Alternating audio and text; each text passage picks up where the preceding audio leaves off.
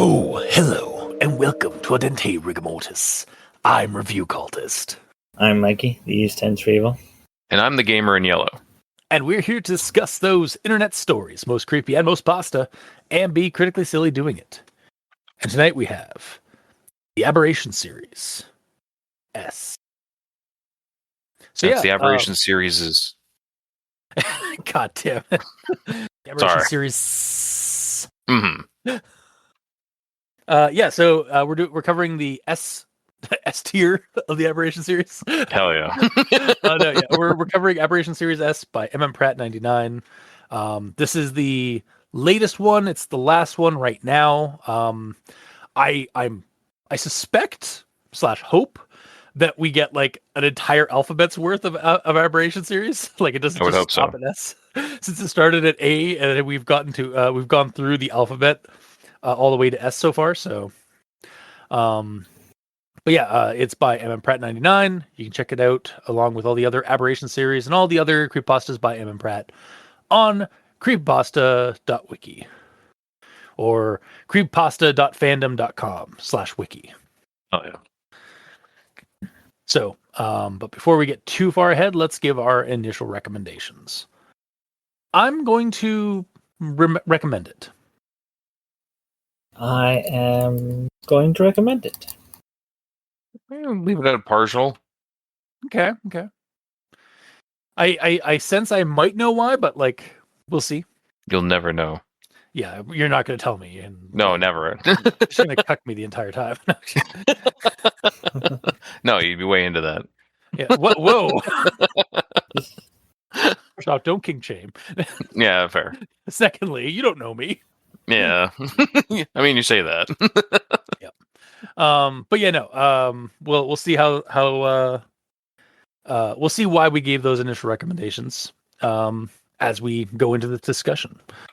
But before that, we must start with the rundown. So this story, much like the other Aberration series, are done in sections, usually like each section representing an alphabetical letter, like A, B, C, D, whatever. This one is all S's. So we're going to start with S is for speculation, which is a series of newspaper articles post-Halloween 2013, which up until this point, as far as we know, has been the present day of the series, detailing the events of an investigation into the missing fair food and culinary utilities and such, or utensils and such, and the disappearance of one Todd Winokur, and suspicion of Elia Eshburn, her son Sully, and his friend Adora in the missing persons case. We then move on to S's for Statements, which is a transcript of the Hogan's Gap Police Department interviewing Elia with Detective Ramirez as the interviewer. She basically claims that things were fine on her end of things, and that Sully and Adora went out trick-or-treating, as usual, and they came home at the regular time, watched a scary movie, and then Adora was picked up by her mom just in time for the local curfew to start. Then we get S's for Second Interview, which is Sully's interrogation and interview with Ramirez, and things go a bit more pear-shaped than what his mother was supposedly aware of. A little bit. Yeah. Sully and Adora did in fact go trick-or-treating, but they had a run-in with Todd. Nothing too serious, just like they saw him out there and they, I think, exchanged a greeting. At first, they simply spotted him and his friends going around. Todd was in a silly, fluffy rabbit costume, apparently in defiance of his parents shutting down his Halloween party because he splurged on the credit card. And when he got grounded about it, Todd basically oh, you can't tell me what to do, and basically dressed up in a weird flamboyant bunny costume and started just prancing around outside. In protest. Yeah, in protest, basically. No, literally in protest. Yeah, no, that's basically it. Yeah. You're missing a key descriptor there. It's a mecha bunny. Yes, That's yeah, true. it's a costume based off of some like cartoon character from a movie. Mhm. I'll get to that in my actual thoughts. I actually have some notes on that.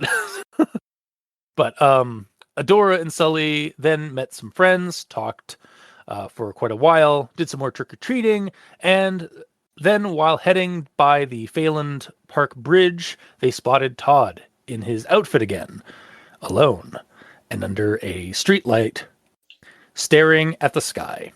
Very still, and everything was suddenly quiet. When they investigated to see if he was all right, things turned terrifying as he started acting very freaky and dangerous in the costume. They fled with Todd seemingly like right behind them. When they looked back, he was gone, but the strange shadow form that was around him when he was under the streetlight was still there. And then it turned into this horrible. And then it turned into this, horrible. Wasn't that was in the Hobby at the Headland, wasn't it? Yeah, I think it was, yeah. Yeah, then it turned into this horrible, amorphous shadow thing that chased them further. Sandblasting both of them, seemingly. They managed to escape back to a busy street where Halloween goers were, but no one seemed to notice their freaked out situation or like their calls for help because it's Halloween. Like they're supposed to be acting like weird and scared, and it's like a prank probably. They headed back to Elia's hearth, but not before encountering the trailing shadow thing again, this time with more creeping fog. Adora and Sully couldn't transform as well as the whole time. They were stuck in their humanoid forms or their anthro forms. So Adora summoned some Grimalkin beasts to their defense. As quickly as it had come upon them, the fog and shadows fled, and scared beyond reason, they made it home and used a scary movie as cover for their fear, not thinking that anyone would believe what they had seen or what happened to Todd.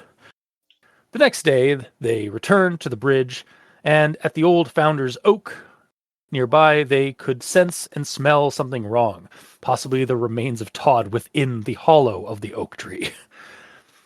All this was spilled out to Detective Ramirez over a bag of cracked pistachios, who then assured a now shaken Sully that they would look into this and that he wasn't alone when it came to encountering dark and twisted things. Ramirez himself had encountered terrifying things when he was younger, living in Curtisville, including a strange sack that showed up in the family shed. He then released Sully with a bag of iron shavings and salt for protection, telling him to go straight home. Then we get to S is for street gossip.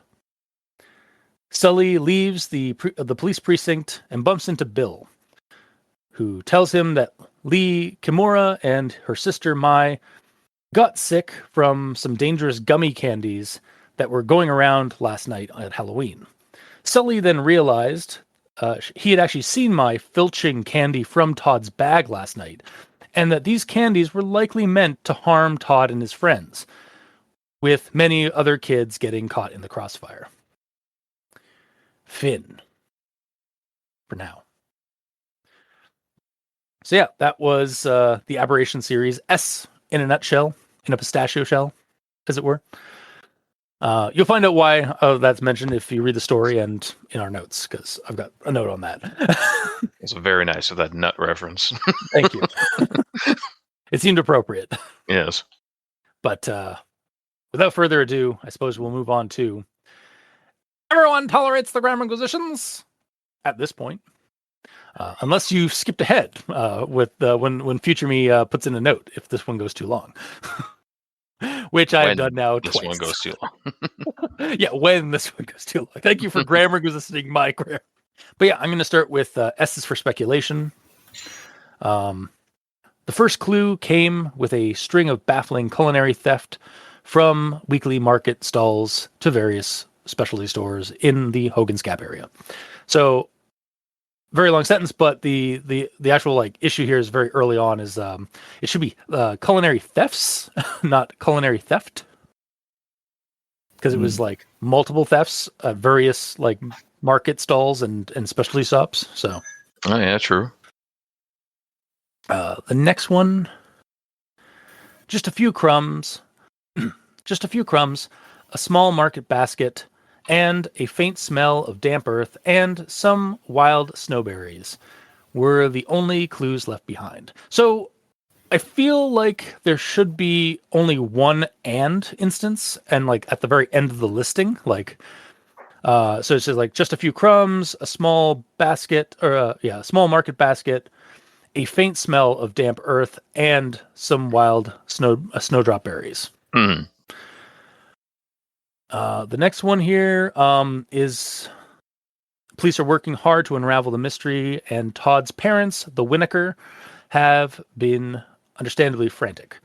So this one, I feel like Winokers should have an S at the end, since it's the Winokers. Like it's a family name. Like it's the parents basically. So the family. So Yeah. plural. The next one. Police confirm that she voluntarily agreed to an interview, stating that she has always cooperated full with investigations. I feel like full should actually be fully, like she has always cooperated fully with investigations. Yeah. But yeah, that is all I have for S's for speculation. So are we going to go down each section for this and with like actual thoughts and such? Might as Yes. well. Okay. So then, Mikey, D stands for evil. What do you have for S's for speculation? All right. The case began last month with a string of late night pie disappearance. Oh yeah, yeah, Only one Yes. pie. Yeah. yeah. Just one pie. Yeah, it's hey, like it was a very good pie. Mhm. It was the pie. And then the next one is a nitpick. The local farmers market and bakery vendors reported a chilling pattern. Freshly baked pies vanishing from secure locations in the wee hours. So I personally would prefer in the wee hours of the morning. Okay, What other wee hours are you aware of, sir? the wee hours of the afternoon. Yeah. Like that doesn't like I've never heard it other than like it's one yeah like I understand where you're coming from, but also like that is very nitpicky and pedantic. Yeah, because it's like What? the starting hours of the day is what wee hours mean. Yeah, So sorry, but you're wrong. you're wrong. You're wrong. I hate you. All right. And then the next one I have here. This is not your average case, but we are committed to finding out what happened to Todd Winokur and holding those responsibly accountable. Mhm. Yeah, I was gonna let this one fly, but yeah. It should be those responsible, accountable. Yeah. Though technically it's dialogue. Yeah, so like it could be the way the character talks. It's not though, because this character is a professional police officer of some kind. And That means nothing. Like you can be Alright. professional, but like still flub your words. That's impossible, Yeah, I know. says the professional podcaster. Yeah. Hey, we may not be professional like writers or professional like editors, but we know things Do a we? little bit. Speak for yourself, dude. We know some things. We have like basic grade level English. Yeah, you're right. All right, so that's it for mine in this first section. All right, gamer. I got nothing. Okay. Then move on to S's for statements. And I'll start with this one here. Forcing the Hogan's Police Department to consider investigative tactics beyond traditional methods. So I feel like it should actually say the Hogan's Gap Police Department, since afterward, like every time like the Hogan's Gap Police Department is mentioned, it does the full name of the town too. Maybe, Not just but the police Hogan's. department is also ran by Hulk Hogan. Oh yeah, and one could almost say they are Hogan's heroes. Nice. But yeah, no, I think it should be Hogan's Gap Police Department, like HGPD. Mm-hmm. But moving on to the next one, Detective Ramirez. Let's move to the market pie theft. There have been multiple incidents of pies disappearing, often with no sign of forced entry. And I think that one should be incidents, like plural incidences. Yeah. Mm-hmm. Mm-hmm. And then the next one this is from an Elia reply. Then humanoid teachers have been very good with Adora. So I feel like it should be the humanoid teachers have been very good to Adora. Like, or even maybe like you want to like have like that there's like an accent like to Elia's voice is like them humanoid teachers have been very good. But I think honestly it should be not then humanoids. Yeah. Mm-hmm. Mm. And then the next one I have here, this is actually a twofer in this one. That kind of one of the things I have kind of covers a couple of things across the story, but Detective Ramirez, I see. Thank you for your times, Miss Eshburn. And with this one, it should be time, not times. Agreed.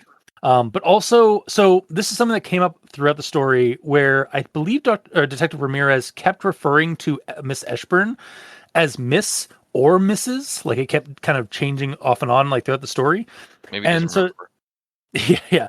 But like based on like what we know from earlier, like from a previous story, like I thought like Miss Eshburn was a widow. So is she a widow or not? Like because her husband got gunned down. Oh yeah, by a Gatling gun. By a Gatling gun at the Whitaker house. That was awesome. I mean, horrible, but awesome.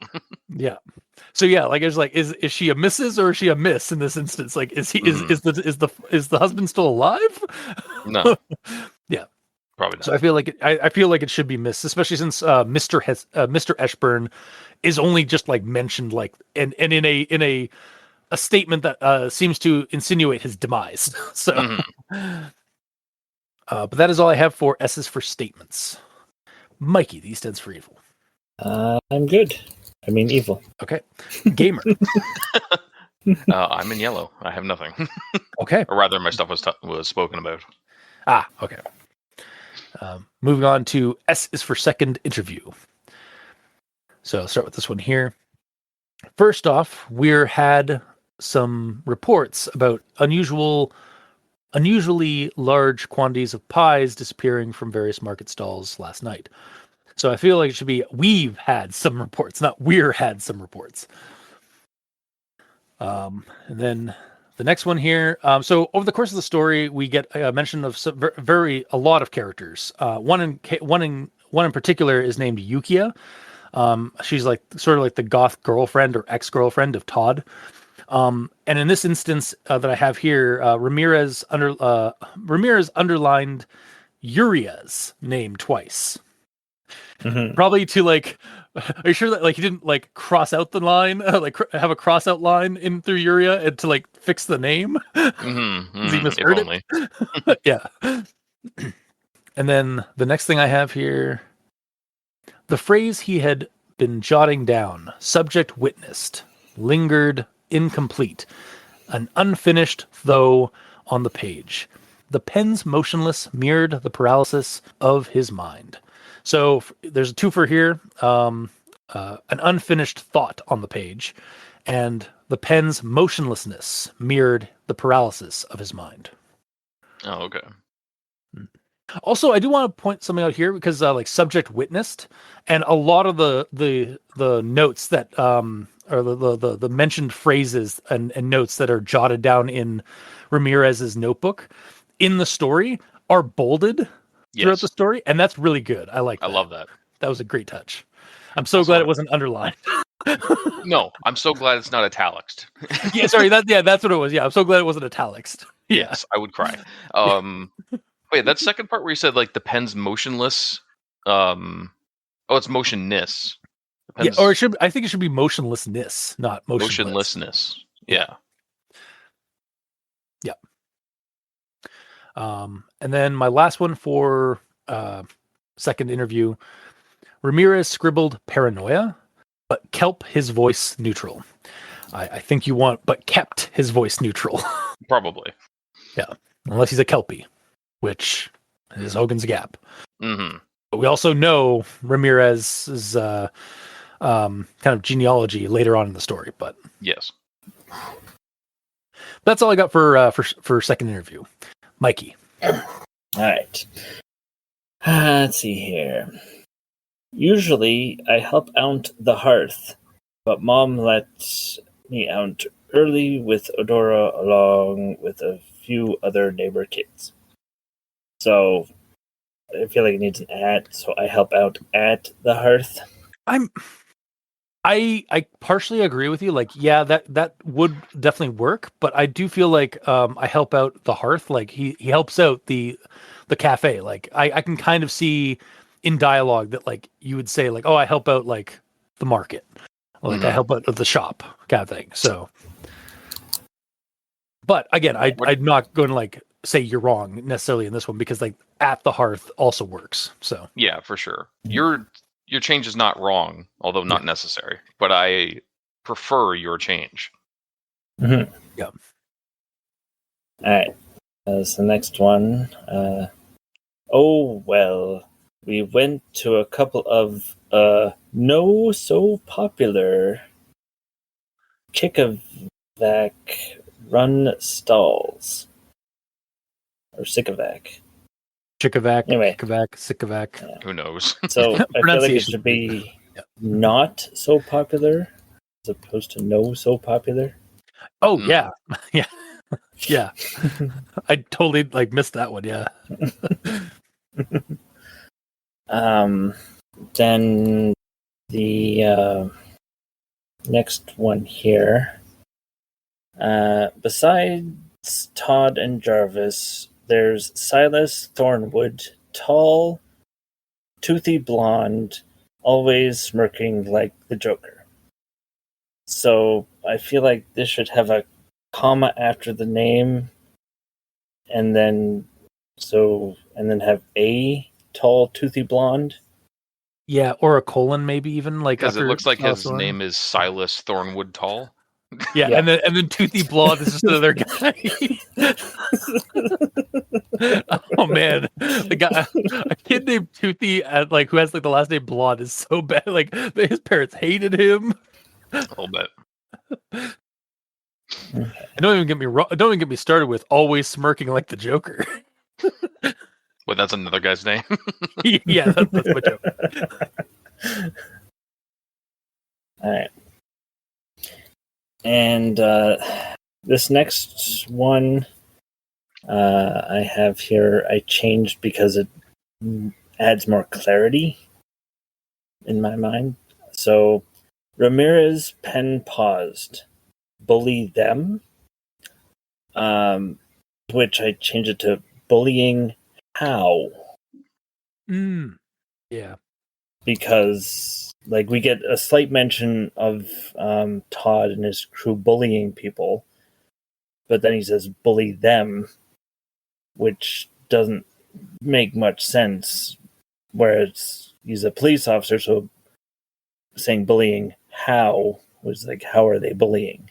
I mean, he is saying that by repeating what he said. He's basically asking for clarification, just not in a direct way. Like it gets the same point across, but again, I'm honestly saying what I said before. I don't think it really has to be changed, but I prefer your change 100%. Yeah. Agreed. Mm-hmm. It's like if I said like I ran over to Cultist's place and kicked him in the nuts. And then you're like, you kicked him in the nuts? Yeah, I kicked him in the nuts. He deserved it.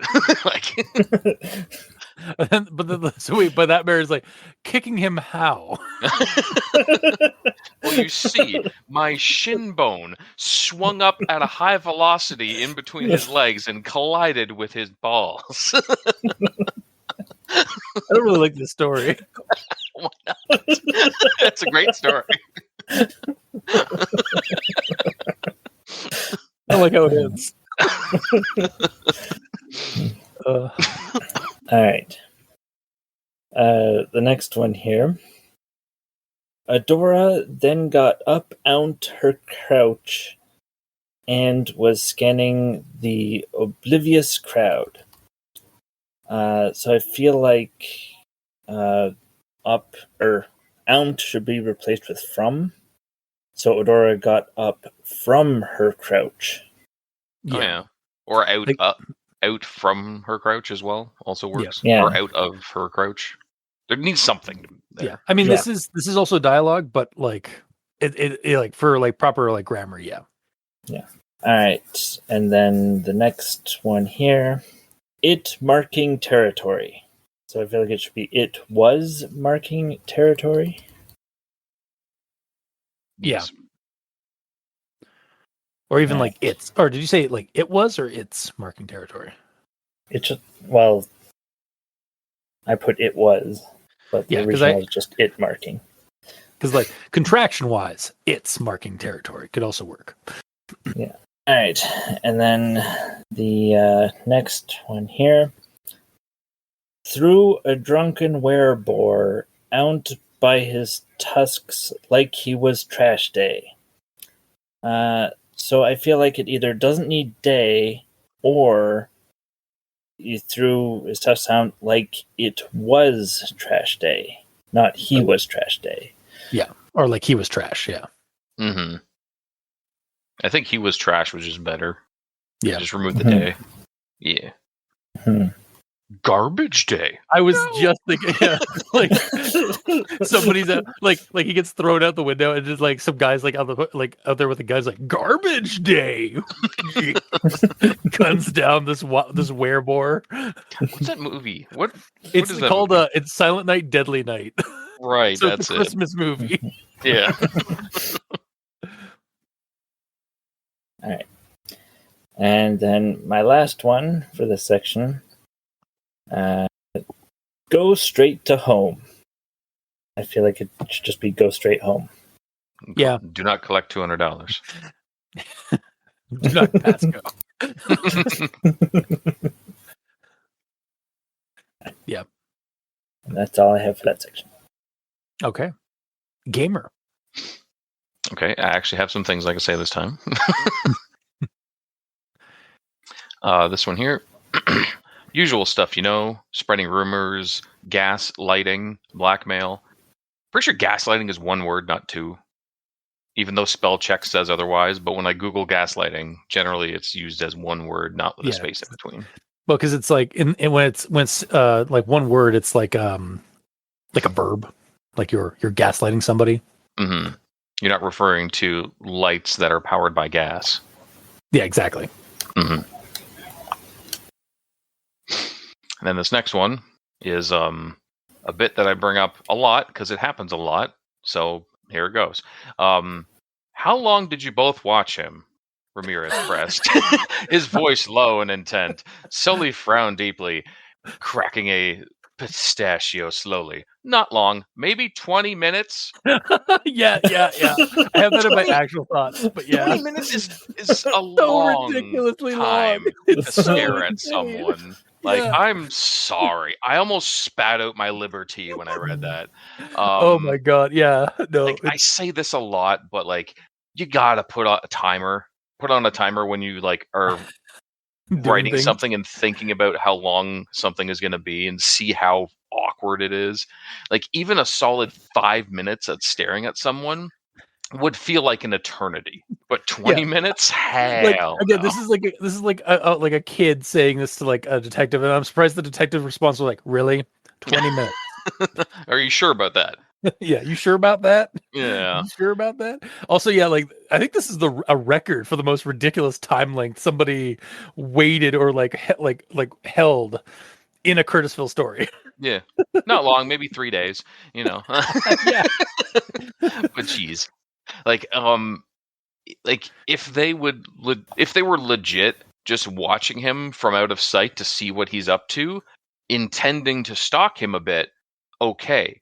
But the way that it's brushed off as, oh, it wasn't long, I feel like a more realistic answer would be a couple of minutes. It's slightly vague, so it could be between 1 to 5-ish minutes, though realistically a couple is 2. But it would make more sense if he just said just a couple of minutes. Yeah. 20 minutes. My God. Yeah, 20 is... Wow. Time passes differently for dragons, apparently. Well, Hogan's Gap. I mean, we know in certain areas in Hogan's Gap, like sound acts differently, and so we also know. So apparently, time also moves differently in Hogan's Gap. Mm-hmm. I mean, like maybe they saw him and they like went into a fugue state because they're like terrified, but like it really didn't seem like it at that time. Yeah, they were just like, "Oh, there's Todd. Let's just stare at him for 20 minutes straight." yeah, exactly. That's all I got for notes on this section. Okay. Then I suppose we'll move on to S is for street gossip. I've got nothing. Mikey. Well, this is time for me to break out my conjunction junction. Oh, Jesus Christ. All right. And next stop, Conjunction Junction. Doot, doot. And it's this very description that has police looking closely at Adora, a longtime companion of Miss Ashburn's teenage son, Sully. It's not every day we have a suspected pie-thieving puka on the loose, or a missing elf child. And yes, we are fact-checking the local lore. And yes, we will be seeking clarification from a local expert on the proper handling of potentially pie-stealing pukas. But she also couldn't account for Adora's exact whereabouts on Halloween night. And what specifically can you tell us about Adora? And you're aware that puka are sometimes associated with, shall we say, unpredictable behavior. But I've never seen anything from Adora that I'd consider malicious. But Sully has assured that she never stole anything, nor did she ever play hooky. And you believe Sully? It was a normal Halloween night, and there was no indication that they had any contact with Todd Winokur that night. And she had a scarf on, a bright red one. It's odd, but she says it gets rather chilly in the Orth Woods where they live. And did you observe anything else unusual that night? It's always like that on Halloween, so it isn't a new experience. It's just I always find it rather odd. It's just around the corner from here, though it's closed today, obviously with Mondays being extremely low traffic days. And you've been running it for how long? It's been a lot of work, but I love it. But I see odd shifts all the time, so I suppose it might just be me. It's hard to describe, but I've never actually encountered anything like that here. And Adora has been nothing but friendly and kind. It's possible, Miss Ashburn, that they may not be entirely aware. It's Renchester Middle School, but to be honest, Adora is more popular than Sully. It's awful. But we appreciate your cooperation. It's awful that she's more popular than Sully. It's such a crime. How dare she? My son's such a precious boy. He deserves to be just as popular as that puka. Yeah. Throw her under the bus. She did it. Yeah.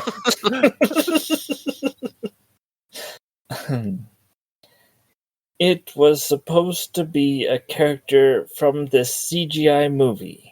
I forget what it's called. And only to Todd, like, oh hi there Todd, cute costume, that kind of thing. And you didn't see him after that. And their names? And Jasper Finchley, the Griffin Kid. He was wearing fake dragon wings, and he kept flapping them in Adora's face. And Mara Kelpie. She had seaweed hair extensions dripping everywhere. And Lyra Nixie. And Ukai Grimshaw. And Ukai was just watching him. And Ukai witnessed the chocolate fountain demolition. And Sylvia Vesper. And let's not forget the classic dick moves, tripping them in the crowded hallway or an elbow jab sending their books flying. But his mom's the mayor. But Sylvia, she looked kind of annoyed when Todd was bouncing around in that rabbit suit. But we didn't see that particular stall, so we just turned down High Street. Or maybe just catching his breath. And it was also really quiet. But I didn't think he looked bushed. He looked frozen. And then it echoed over the bridge like coins rattling in a tin can. But he didn't twitch. And that's when I noticed it too. It slid off the suit like oil. And Todd? But the footsteps kept pace. And that laugh started back up again. And the bridge? And the shadow under the street lamp? It stayed. And was Todd back under the street light? And what was Odora's reaction to all of this? It didn't even look like a shadow of a bunny suit. And how long did you and Adora watch it? But maybe 8 to 10 minutes? It didn't twitch, didn't fade. It's moving. It was sliding across the pavement toward the hill's base. And it wasn't just sliding, it pulsed. But this time, it's coming. But nobody looked up. It's still coming, Sully. And then we both smelled it. But sharp. It's here. But Odora was trembling like a leaf in a storm, her tail coiled tight against her back. And the smell. It's playing with us. But Kelp his voice neutral. And the journey home? It got quiet again, and when we went from Old Market Way. But Odora, she kept shivering. And what time did you reach home? But the walk, it stretched. It's pacing us. And this stuff, it clung. Like one of those pea supers. And she stayed like that until her mom came to get her around 9. That was how terrified she was. But there were other witnesses. It's still there. But you told no one of what you just witnessed. And Todd's family's on the town council. Or that Odora did something to get back at Todd. And that smell, like rotten fruit and caramel left out on a hot stove. But I stopped her. But you still told no one? But the crows, or carrion. It marking territory. But Odora told me later that she also smelt grave mold on the wind right after that thing crawled by us. But I knew. But I went there. It was also thick with the aroma of wet stones and distant wood smoke, and underneath it all, faint yet unmistakable, the sickly sweetness of burnt sugar and decay. It's going to be all lame trunk or treat in parking lots and handing out raw vegetables and gift certificates, like in the Hualau neighborhoods. It's Mai who's got the worst of it because she ate the most. Or maybe it'll turn your oversized ears furry. Finn. Wow.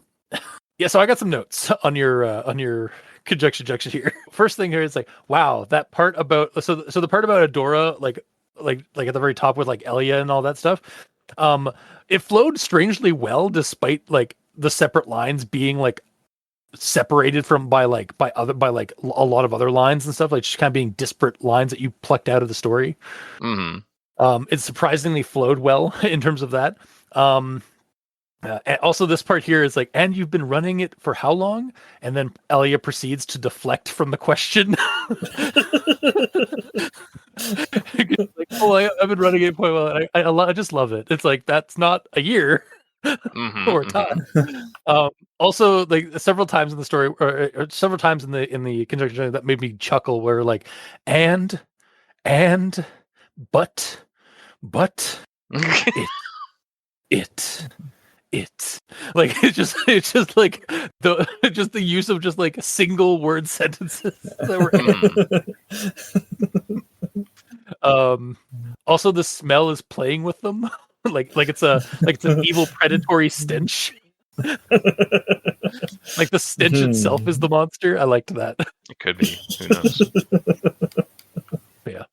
Yeah, for those unaware, Mikey grabs all the sentences through a story that start with words they probably shouldn't, like its, ands, or buts. Strings them together into a story with sometimes hilarious results. Basically to highlight that there's always better words to use except when it's dialogue, which was 90% of those. But Indeed. He does it for the bit. Yes, we do it for the lulz. We do it because the first time Mikey did this, we got a gem, which was it came out of full force. It was a squirrel. Yeah. And the rest is history, Mm-hmm. for better or worse. But yeah, and then Gamer, do you have anything for the S's for side gossip? No, I do not. Okay. Then I suppose we'll move on to actual thoughts. Back up to S's for speculation. So I'm just going to start with this part here. News clipping from the Griffin's Eye Gazette, November 5th, 2013. Local dragoness grilled in fair theft and missing elf case. So I read this part. This is the very beginning of the story. I just read this like, so Todd's dead, right? Update. Todd's hella dead. Like, shit. I mean, I don't know, I guess. Either dead or like worse than dead. It could literally just look like Todd, but not actually be Todd. Maybe. I don't know. Like the story does kind of like insinuate that like it was probably like a skin taker kind of thing. But like, He's again, too rich to be killed. That's the problem. Maybe. I don't know. Like we'll have to see if there's any later installments of the Aberration series that like Todd returns somehow. The return of Todd, what everyone wanted. Yeah, exactly. Everyone wants that. The return of Winokur. the return of. Wow, we both flubbed that a little bit. That's fine. That was totally off, like my mistake. It's fine. But yeah, no, I just remember like getting to like the start. I was like, wow, we're actually getting what we wanted. Todd's gone, and then like we got to like the part with like Todd's costume going all like Five Nights at Freddy's at them, and I was like, oh no, Todd's real dead. Yeah. I guess wish granted kind of thing is what I was thinking anyway. But I'll move on. The Hogan's Gap Police Department is delving into a bizarre case involving missing recipes and ingredients, a vanished elf, and a possible connection to a mischievous puka, according to documents obtained from the ongoing investigation. This is just Shadowrun. Sorry, Mikey. Like Yeah. I read these news reports. Like this literally could be news reports from Seattle in the sixth world. Yeah, you're not wrong at all. It absolutely could. And then my next one here. For those unfamiliar to the region, a puka, according to Grover Abernathy's Feykind, comprehensive field guide, in the library's local folklore section, is a shape-shifting sprite of Celtic origin, often described as mischievous and fond of wild pranks. I had to look it up to see if this field guide was a real book, because I would then have to add it to my own library of folkloric guidebooks that I have on my shelf. Mm-hmm. Sadly, it does not appear to be a real book, but a fictional Ooh. tome like Tobin's Spirit Guide or Newt Scamander's Fantastical Beasts and Where to Find Them.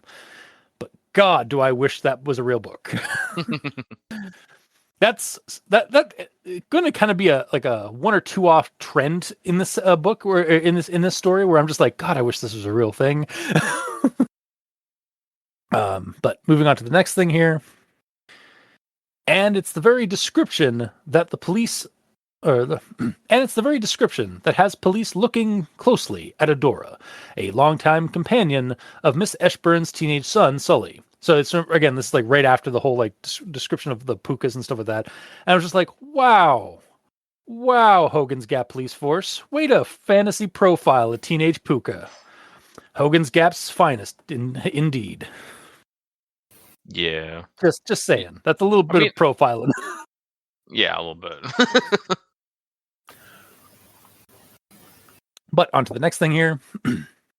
The 14-year-old elfin student was last seen on Halloween night, trick-or-treating near the Orth Woods, an area known for its unusual energy. All right. This is going to be another issue where locations have different names that bug me.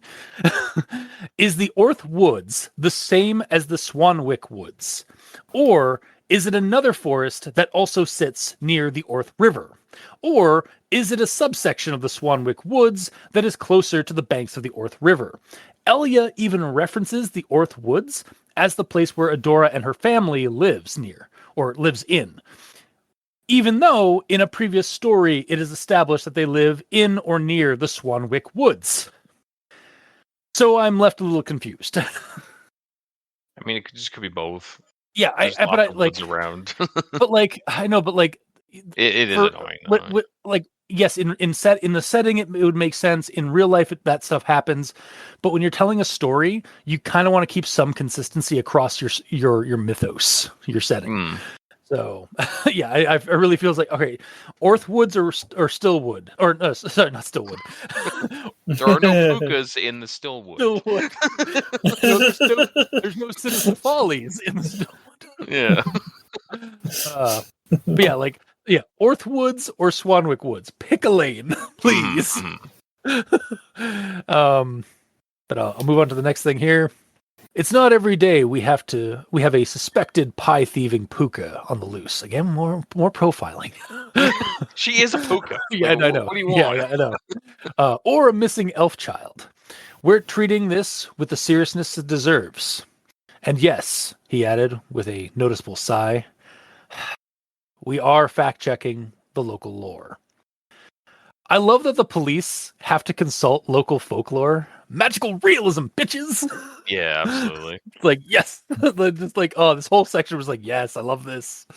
But then we get to my one issue with this part, which is how some of the journalists conduct themselves in their articles. So I'm going to start with this quote. I'm going to end off with this quote here. Regardless, the police investigation is ongoing, and the residents of Hogan's Gap are left hoping for answers, the return of Todd Winokur, and maybe just one or two more of Elia's legendary blueberry scones. Wow.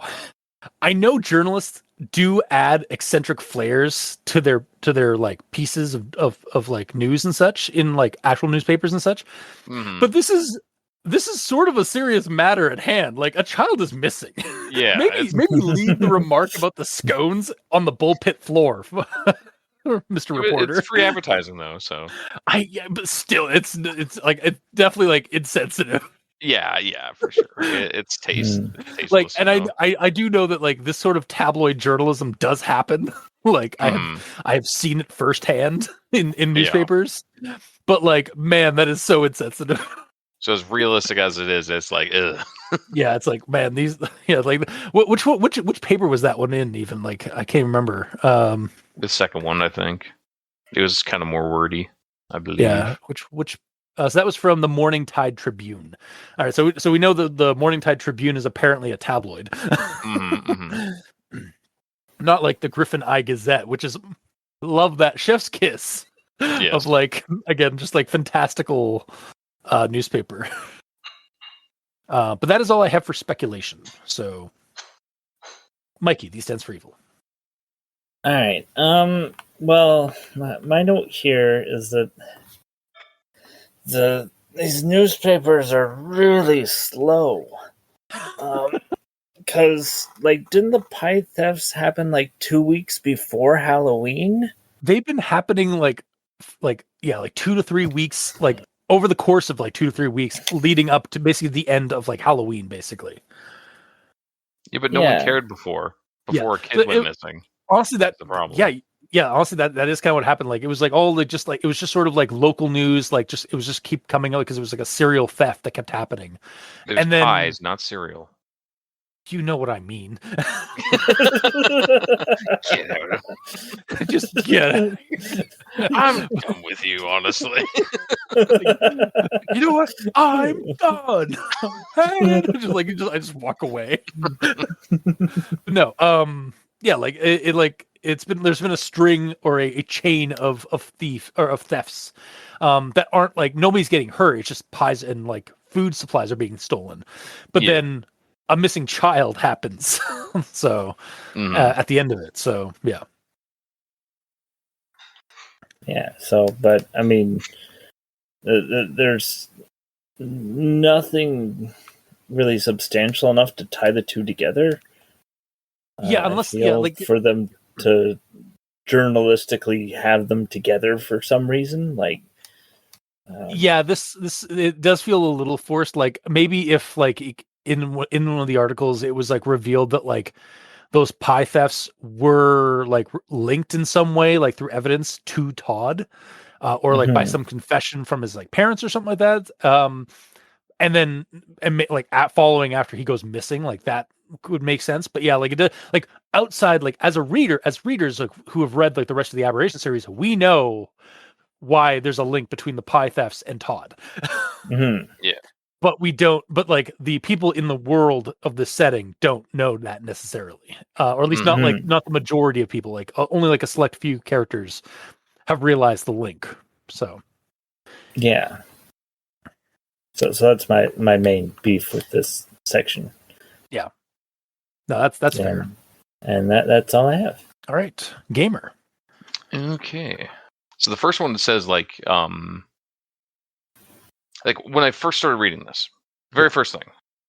Where is it? I'm going up to it. Very first thing. News clipping from the Griffin's Eye Gazette, November 5th, 2013. Yes, they're late. You mentioned that. But when I read that, I'm like, wait, it's after Halloween? We didn't get to see the party. Really? I mean, like spoilers. I was certain that like we were gonna be able to see it. But like this is like possible. Like in the moment, I'm like the best we're gonna get is like post-mortem for the event, but we didn't even get that. So it's weird. I mean, there's still letters in the alphabet after S.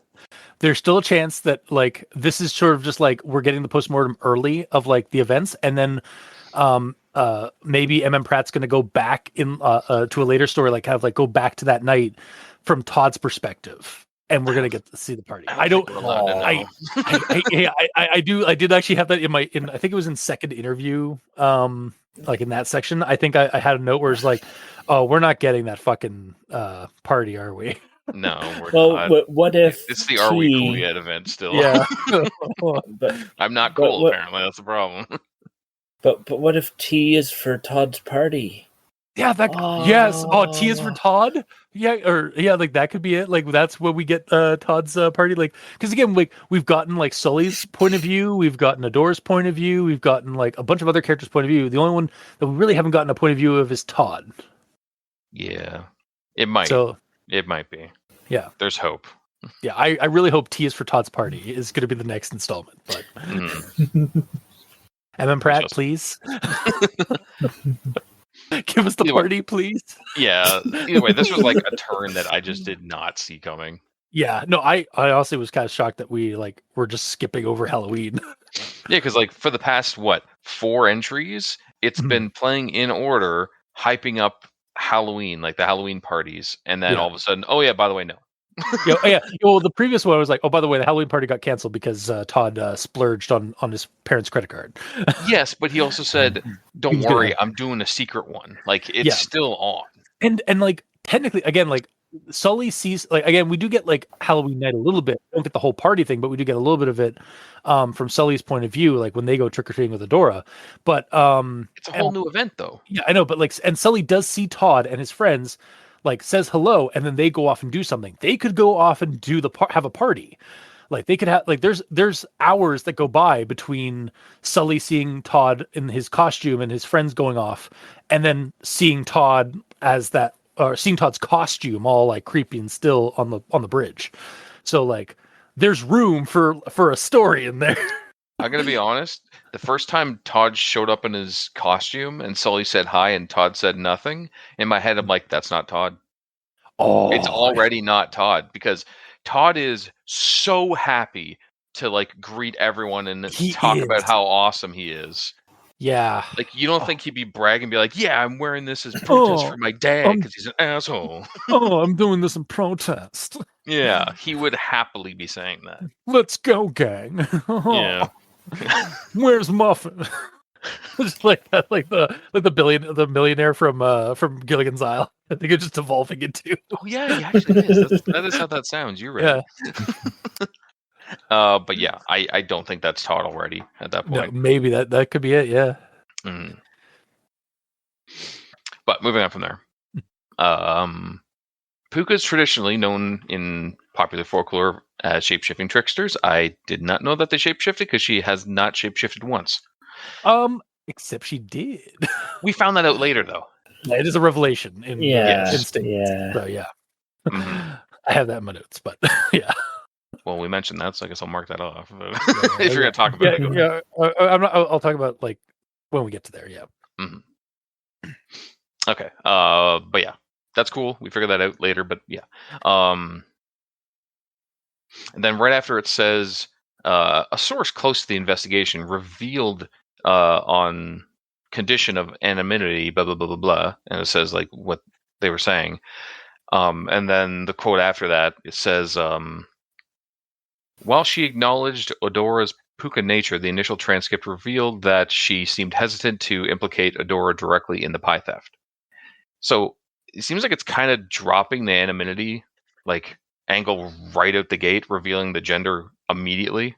Yeah, really should have gone with like they them kind of like Yeah. like ambiguousness. Yeah. Yeah. And that happens like even further too. Where's the later part? I mean, think it's a different one. From a realistic point of view, newspapers do often like fuck up like this, but I like guess. it also like for the story it doesn't make it like you'd think that the story like these newspapers would be a little bit more like have standards. Mm-hmm. I guess that's asking a lot. I mean, they are shilling Elia's scones. That's true. That's true. They are delicious, though. Anyways, Yeah. So the next part, and the only one other note I have on this is there's a whole legal section questioning if a Puka is even legally culpable for theft due to its fate nature, which is a first for our force. So 2 things. Culpable means deserving blame, which I got through context, but still I haven't really heard that term before. Yeah. And secondly, this is a little bit more of spoilers about who the anonymous source is with how they talk, specifically saying like, which is our first for our force. So it sounds like this is a member of the police force that is female that is mentioning this. Yeah. So like, yeah, the anonymous part is going out the window pretty quick. It didn't go further, but it could have. Yeah. Also, I just gotta say this with this part here. Again, more magical realism, like the fact that we have to address that kind of situation of like given their fey nature of like wanting to take shiny things and stuff, like Mhm. they may not be able to resist the temptation. Again, also a little fantasy racist. Like it's sort of like saying all Kender are thieves in like the Dragonlance novels and stuff, which because in the Dragonlance, I think in like D&D, like halflings of the Kender variety literally have like bonuses and stuff like that to stealing Yeah. because they grab onto shiny things and such. So yeah. But yeah, as you're saying, it is pretty neat that they even have to consider that, just because it is kind of cool. Like, it's magical realism, like you were saying. Yeah. Yeah. It's the kind of problems that we have in like if magic and creatures like these were in our everyday society. Like it'd be the kind of like conflicts of like having to deal with like those kind of norms. Yeah. So how would you like regulate that? It's like you can only steal like 2 things a month or something like that, or like there's a value limit on theft. Yeah, there would be debates, there would be protests about culture and stuff like that. There would be like it'd be like everything that we have about like when it comes to like certain people's cultures, like kind of mingling, kind of clashing against like Western culture times 10, probably. Yeah, for sure. There'd probably be like aid groups. It'd be a whole thing. I feel like it'd be the center of its own like story, basically. Pretty much, yeah. Yeah. And yeah, my only other note on this is like the second news clipping kind of just feels like a rehash of the information from the first news clipping. Like, I don't think there was any new information in that second one. It was just said differently. Yeah, like I did like the use of like different articles, like just kind of like in that manner of like, oh, like you see this article and stuff. But yeah, like you say, they should be telling the story across the different articles, not like repeating the same information over and over again. Granted, both of these people who wrote these stories in the lore got the information from the same place, so they're using the same information, just writing it differently. Yeah. So that makes sense, but I don't know. I don't know if it's entirely necessary.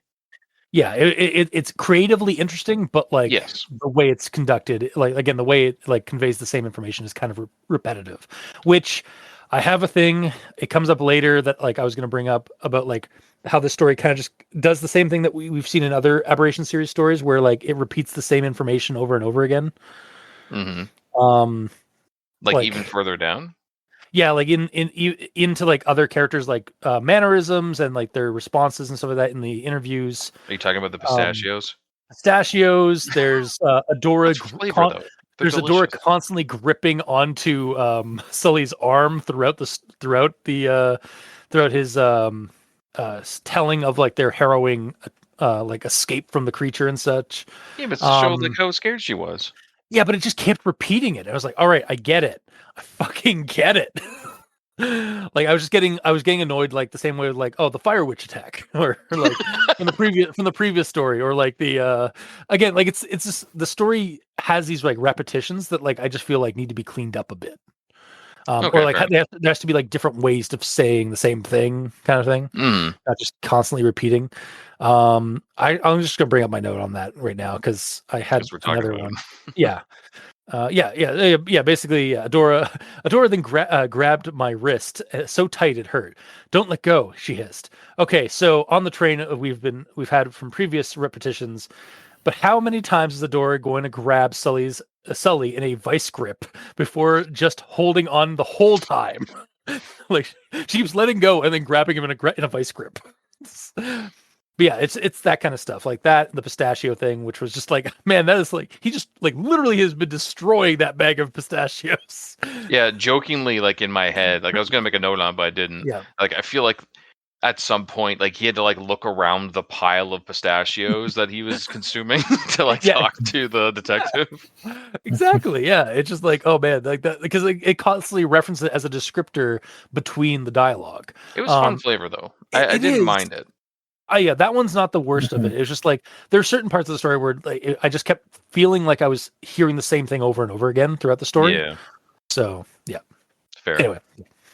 Well, to my point, the second news article it didn't really outstay its welcome, but like it was about if it's gonna jump into a third one, I was gonna be like, okay, Oh no. man, yeah, like 2 was enough.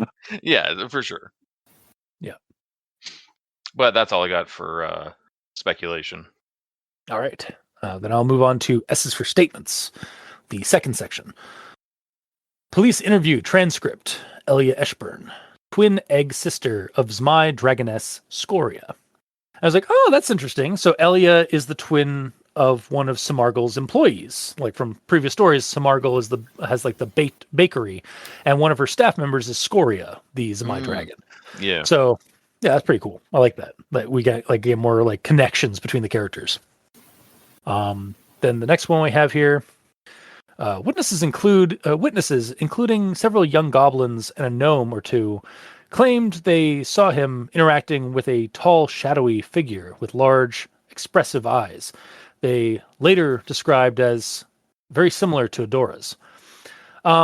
So, first thing here, this is supposed to be like some kind of like police report. I don't think they'd say like they'd be as vague as a gnome or two. I think they'd like have like finite details or like fine details on like how many gnomes there were and what have you. But more to my point, I didn't recall Adora being very tall. And so I actually went back to one of the other stories, and here's a quote. With a wink, Adora hefted the sack onto her back before sprinting toward the lit, bustling street, her long limbs moving with an agile grace that had no intention of being hindered. So that's from Aberration series I to M. So I was like, I guess I just thought that she was smaller on account of pukas. Like in folklore, pukas are usually like diminutive, like almost like impish creatures. And the whole like lemur-like description that she has. But then even later in this story, like a few paragraphs down, it straight up says Adora is small. So who's this tall figure, dark figure that these eyewitnesses saw? Like she's also a shapeshifter. That is true, yeah. And that's actually her human form could be tall, and then her lemur form is short, and then her cat form is the size of a normal cat. Yeah. And actually on the part of the shapeshifter stuff, like that's my next quote and comment.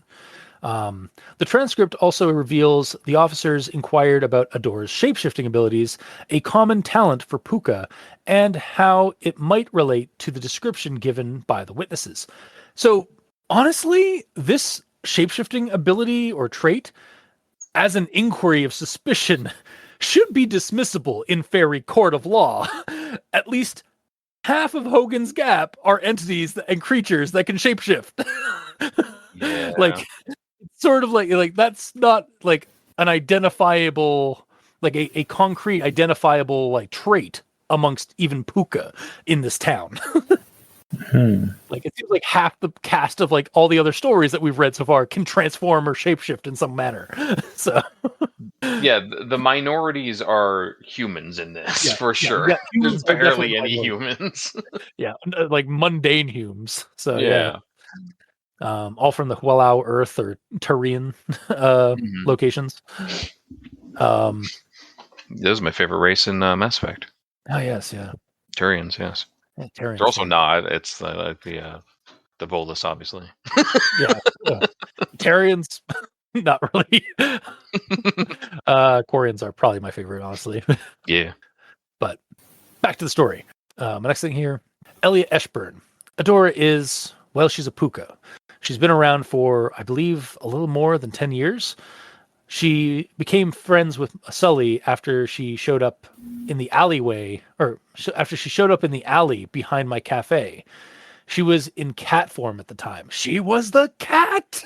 Yeah. I know we kind of hinted at it, but like, yeah, she is the cat. She was the cat that was, because I even called it in the Aberration series E to H. It's like that cat is definitely a creature, right? Yeah, yeah. Like a shapeshifted creature or something. Yeah, I called it. I just didn't know who it was. Mm-hmm. Oh, that was a fun reveal. Yeah, it was such good. Yeah. Mm-hmm. Such good. Very awesome. Such good. Very wow. But move on to the next thing I have. Detective Ramirez. Did Adora stay that night? Elia Eshburn.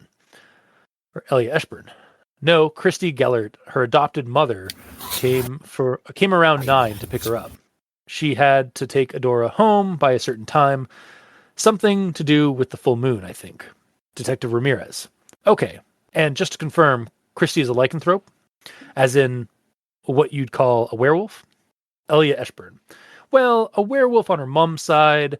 Her dad's actually a Michigan Cynocephali, a Terrian dogman. Christie's very nice and very protective of Adora. I'm getting the impression you know this family and about the other unusual citizens from Terra around here.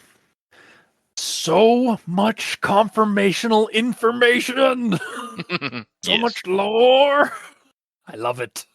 Also, yeah, again, we've always sort of suspected throughout the stories that like Hogan's Gap, Curtisville, and stuff. They're just like in an alternate version of our Earth, and apparently like linked to other Earths or other worlds. Like Midgard Earth is not our Earth. Obviously, it's some fictional version where like fey creatures like interact among the human populace and stuff.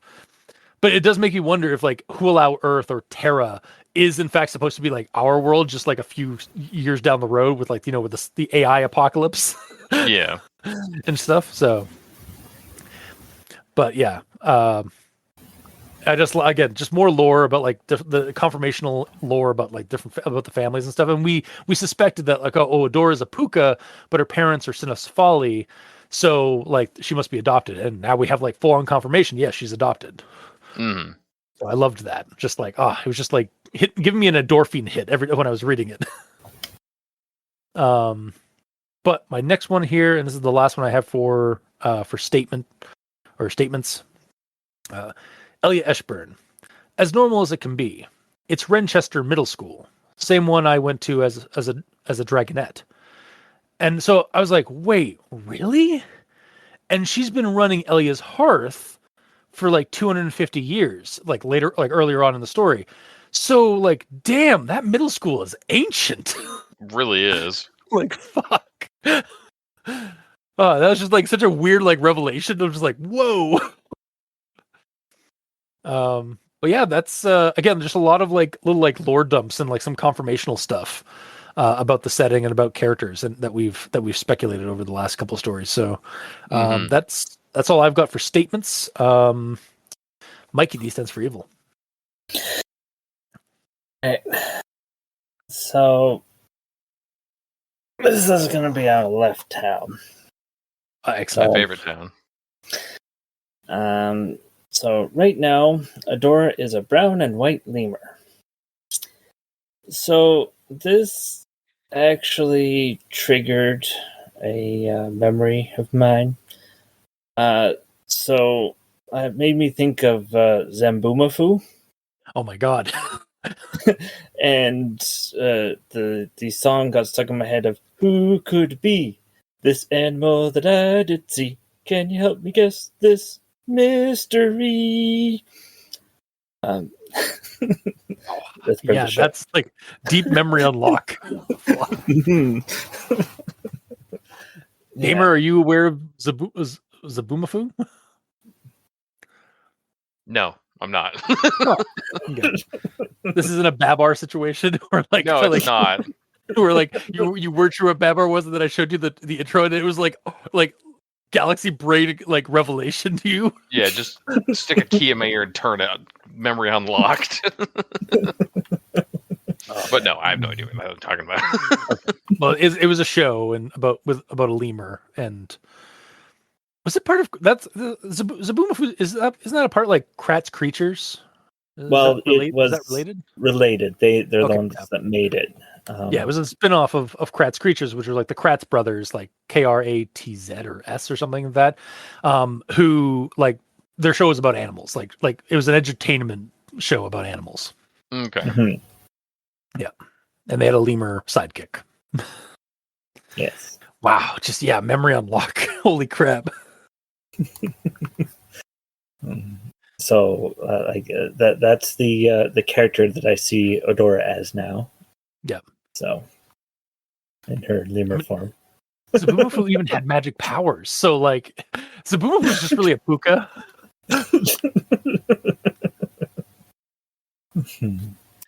Yeah, no, that's my headcanon now for Kratz creatures. They had a puka sidekick. Yep. And that's all I have for this section. All right, gamer. I have nothing else to say. Okay. Not for this section, anyways. Yeah. Well, I mean, to be fair, S is for second interview. Our next section is the longest, so. So I'll start with this one here. Can I offer you a pistachio? They're unsalted. The Skiret sergeant in records always brings a bag. So I had to look up what Skiret is, thinking maybe it was some new folklore entity or something like that. You know, 'tis Hogan's Gap after all. Like, why wouldn't they have some other like entity living in the record, or like working at the records department? Skirets or skirets are a perennial root vegetable similar to carrots and parsnips. Oh. So like either the sergeant in records is a plant person. It's Carrot Top. Oh my god. You have to get out now. Oh no, yeah. Also, I've heard like apparently like when somebody's like references like a skiret or a skiret, it's often like used as like a forgotten person or or that person's like just forgettable and stuff like that, because I guess like skirets are kind of a forgettable root vegetable compared to like again like parsnips and carrots. So perhaps that's it, or like they're sometimes eccentric because like skiret itself is like the way it, like the tubular like root of the vegetable, like the way it grows, it almost looks like it's kind of like spans out almost like a tentacles. So it's often like used to like describe somebody odd or strange. So but yeah, that was just interesting. I like that was described as, it wasn't like a folklore thing, it was just either a descriptor or again it was describing this person as either as being a carrot person. Which again, Hogan's Gap wouldn't put it past the story. No, not at all. I would not be shocked at all. Speaking of folklore creatures, we have this next quote. Ramirez jotted down a note, his pen scratching against the paper. A crochet red hen hat. I mean, when you pronounce it that way, yeah, it sounds weird. Yeah. But it is a French word. A crochet red hen hat, or a crochet red hen hat, right? Now, a few witnesses claimed they saw someone matching Adora's description. Let's say tucking away a few of those pies. Did you see her with any pies last night? Sully's gaze dropped to the pistachio shells in his hand, his mind racing. Well, we went to a couple of not so popular Chickovac run stalls. And so it goes on with like the Chickovac stuff. My initial reaction here with like Sully getting like grilled and for questions, and then like Sully just kind of spoiling the beans on things. Poor Sully is about to spill all the beans. Like that was literally my first reaction to this quote here. It was just like, oh man, they chose the right person to spill all the information. Yeah, normally you'd have to go to multiple sources, but he's just like, I know everything. Here you go. He can be guilt tripped into spilling the beans so easily. Yeah. He did that earlier too. Yeah, he did that with his mom, and we thought like, oh, maybe it's like the whole thing of like a son to his mom kind of thing. But no, it's just Sully. Like, don't tell him anything. He will spill the beans. He cannot hold a secret. When applied the most like lightest of pressure upon him. You say that, but like he didn't want to say anything before, and then when all of a sudden like Todd's missing, it's like, oh, I should come forward. Yeah, true. That is also like, yeah, that's just like, honestly, it's good that he's doing it, but yeah. Wait, wasn't he surprised when the detective said that Todd's missing? Yeah. So yeah, he was. Okay. So what caused him to come forward? He said something. Well, I think he did come forward or something, like with it either to his mom or like he contacted somebody after they found the husk in or they smelled something foul, like where Todd had been seen the night before. And when school was canceled because somebody went missing. So yeah. But more importantly, back to the actual like line quote here, like, and the entity in this sentence, the Chikavac or Kikavac or Sikavac, whichever, however you'd pronounce the C in this word. Yes. I had to look it up again because it sounded like some kind of folklore creature. And yeah, it's a Serbian folklore creature, it's sort of winged like a bird. It's like a folkloric legendary version of a pelican because it's got like this like growth around its mouth that's like kind of like how a pelican's beak can like open up and like to be a lot bigger to hold things and such. And it's I hate how my brain is, because like as soon as you said that, I'm like, he's not talking about the dropship from Halo. He's No, not it's talking the about the bird. dropship from Helldivers. What does that bird look like? I had to Google it because I have better memory recollection of those two vehicles than I do of the bird that they're named after. I was gonna say, it's like, believe it or not, gamer, a lot of military vehicles are named after animals. No, I don't believe it. They're not original. But no, I legit didn't remember Yeah. what a pelican looked like for a minute. True. I had to Google it.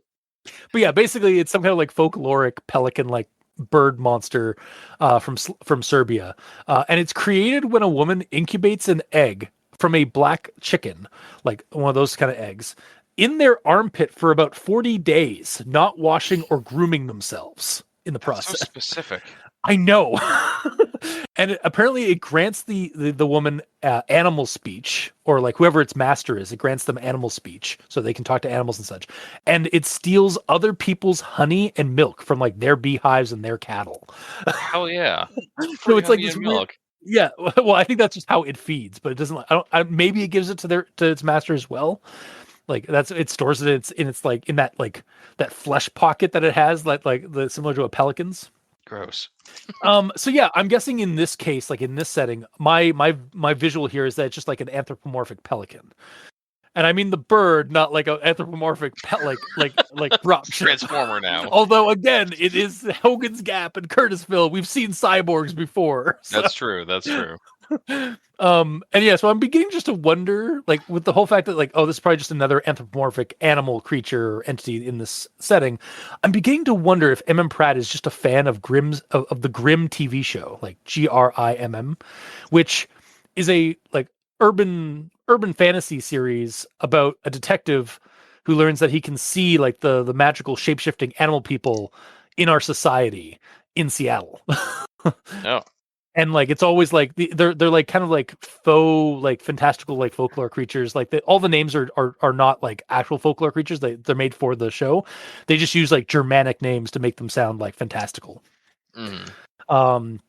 But yeah, like you got and some of them are actual folklore creatures. Some of them are just like they're similar or inspired by certain folklore things. But almost all the these shape-shifting people have like one singular animal trait that they are like they're hybridized with. So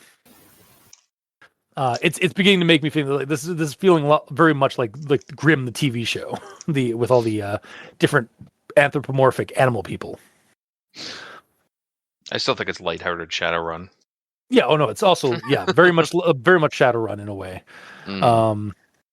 The next thing I have. S'mores Gigabun, Ramirez interjected, his hawkish eyes narrowing in recognition. Sully's face lit up as he excitedly slapped his taloned fingers. Yeah, that's it. He was Marshy 6. So I had to look up S'mores Gigabun. And it appears that it is a setting exclusive CGI film, not in our reality. But again, God, do I wish it was in our reality. I would watch the shit out of that movie. Mm-hmm. Also, so throughout the story, we kind of get like little hints of Sully's like dragon traits, like his frill, like kind of like wavers, or his scaled skin, or his taloned fingers are like snapping, and it's just like, so like, is he just like full blown dragonling here, or is he like in like a dragon anthropomorphic mode, like a furry kind of thing? Sort of like the kids, or sound like the characters in the old Disney show Dinosaurs, where like they're dinosaurs, or they're various like dinosaur like creatures that just wear clothing, like everyday clothing. Yeah. And it's just in this case, it's an anthropomorphic dragon with like a hoodie. That's basically how I saw it too, because like this entry is what like finally got me a visual on what Sully looks like. Yeah. After all these entries, after all these like entire stories we read with him. Yeah. Specifically these 3 lines, Sully fidgets with the hem of his bright green hoodie, so he's humanoid enough to wear a hoodie unless he's wearing one of those hoodies that you could put on a dog. Oh my God, it's so adorable. It's like an iguana version of that. Yeah, basically. And then it says, Todd's missing. He muttered, his frill rippling slightly. So he isn't a human. Because he has frills. Yeah. Or a frill, I guess, at least. And then the fluorescent light above flickered, casting shadows across his elongated face. So his face also isn't human shape. So for me, basically, at this point, if you look at Reptile from Mortal Kombat Deadly Alliance and put him in a hoodie and make him 14, that's basically him. Basically, yeah, 100%. I'd say specifically that Mortal Kombat because he was very reptilian in that with like an elongated face and like a tail and everything. Yeah, again, like very much like the kids in like the one son in the show Dinosaurs, or again even like just like it's basically just like a raptor person or like a dragon person, kind of with elongated snoot. I'm kind of unsure what color his scales are though. I think in the previous Aberration series where we get his coloration, it was like a vibrant orange because he's a vibrant orange compared to his mother's deep red. Right, that sounds about right. Because like it says he's wearing a green hoodie. He's probably not also green with a green hoodie.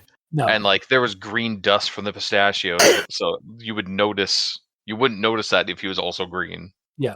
Also, I suspect that he also has like frilled ears, like or those like kind of like those frills that like some people give dragons and stuff that like kind of act like ears for them, because like in one of the later sections, like I think it's in Street Gossip, he says like his frilled ear like fidgets or something. So, does it? Yeah. So it adds an extra level of like detail to it, like to his character. Like he's got like those frills on the side of his face, kind of like how some dragons do. Honestly, he's kind of reminded me of the D&D version of like a bronze dragon. Like, but just with that kind of appearance. Mention of ear. Yeah. If you have frilled ear, maybe his ears. Fringed ears. There it is. Fringed ears. That's what it was. Yeah, not frilled, but yeah, fringed. Yes. So yeah, again, like that similar kind of like that almost aquatic like appendage that like replaces an ear on like fish and reptile monsters in stories and art. So, however, there was a couple lines later after I already built an image of him in my head that kind of questioned it. Oh, no. One is he mimicked her grip, knuckles white. So they go white on humans for like the skin stretching thin over the bones and stuff, but like if he had scales, they wouldn't, right? Maybe it's also when your knuckles go bone white, it's also because like because you stretch it across the bones, but also because all the blood has been like pulled out of that area. That's why when a body like is evacuated of its blood, it appears very pale. I just wonder like if he has hardened scales, which he probably doesn't, because it says he has leathery skin. Yeah, like it's not scaled. Yeah, it's more like that. It's like that softer like reptile skin or reptile scaled skin. Because my other one that made me question is like says Sully's leathery skin prickled with sudden goose flesh, so like he can get literal goosebumps. Yeah, again, at this point, I was starting to wonder if he's actually like if you took the texture of a human and put it on a dragon model. Maybe again, so it's like pinky flesh stretched over the shape of a dragon. The thing you got to realize is like these characters are also like they constantly shapeshift to different forms. So like this could just be like his like casual look, like to help blend in a little bit better, but not entirely. So yeah, I don't know. Yeah, but either way, I'm assuming he is anthropomorphic dragon, orange, in a green hoodie. So one may say he's a dragon man. Yeah, maybe just a dragon. But he's still Sully. Yeah, he's Sully, not Trogdor. Although he can blow smoke rings out of nowhere. Smoke rings. He's got like a little bit of fire coming out when he like scoffs and such. Like I love those little descriptors in the story as well. Like it helped.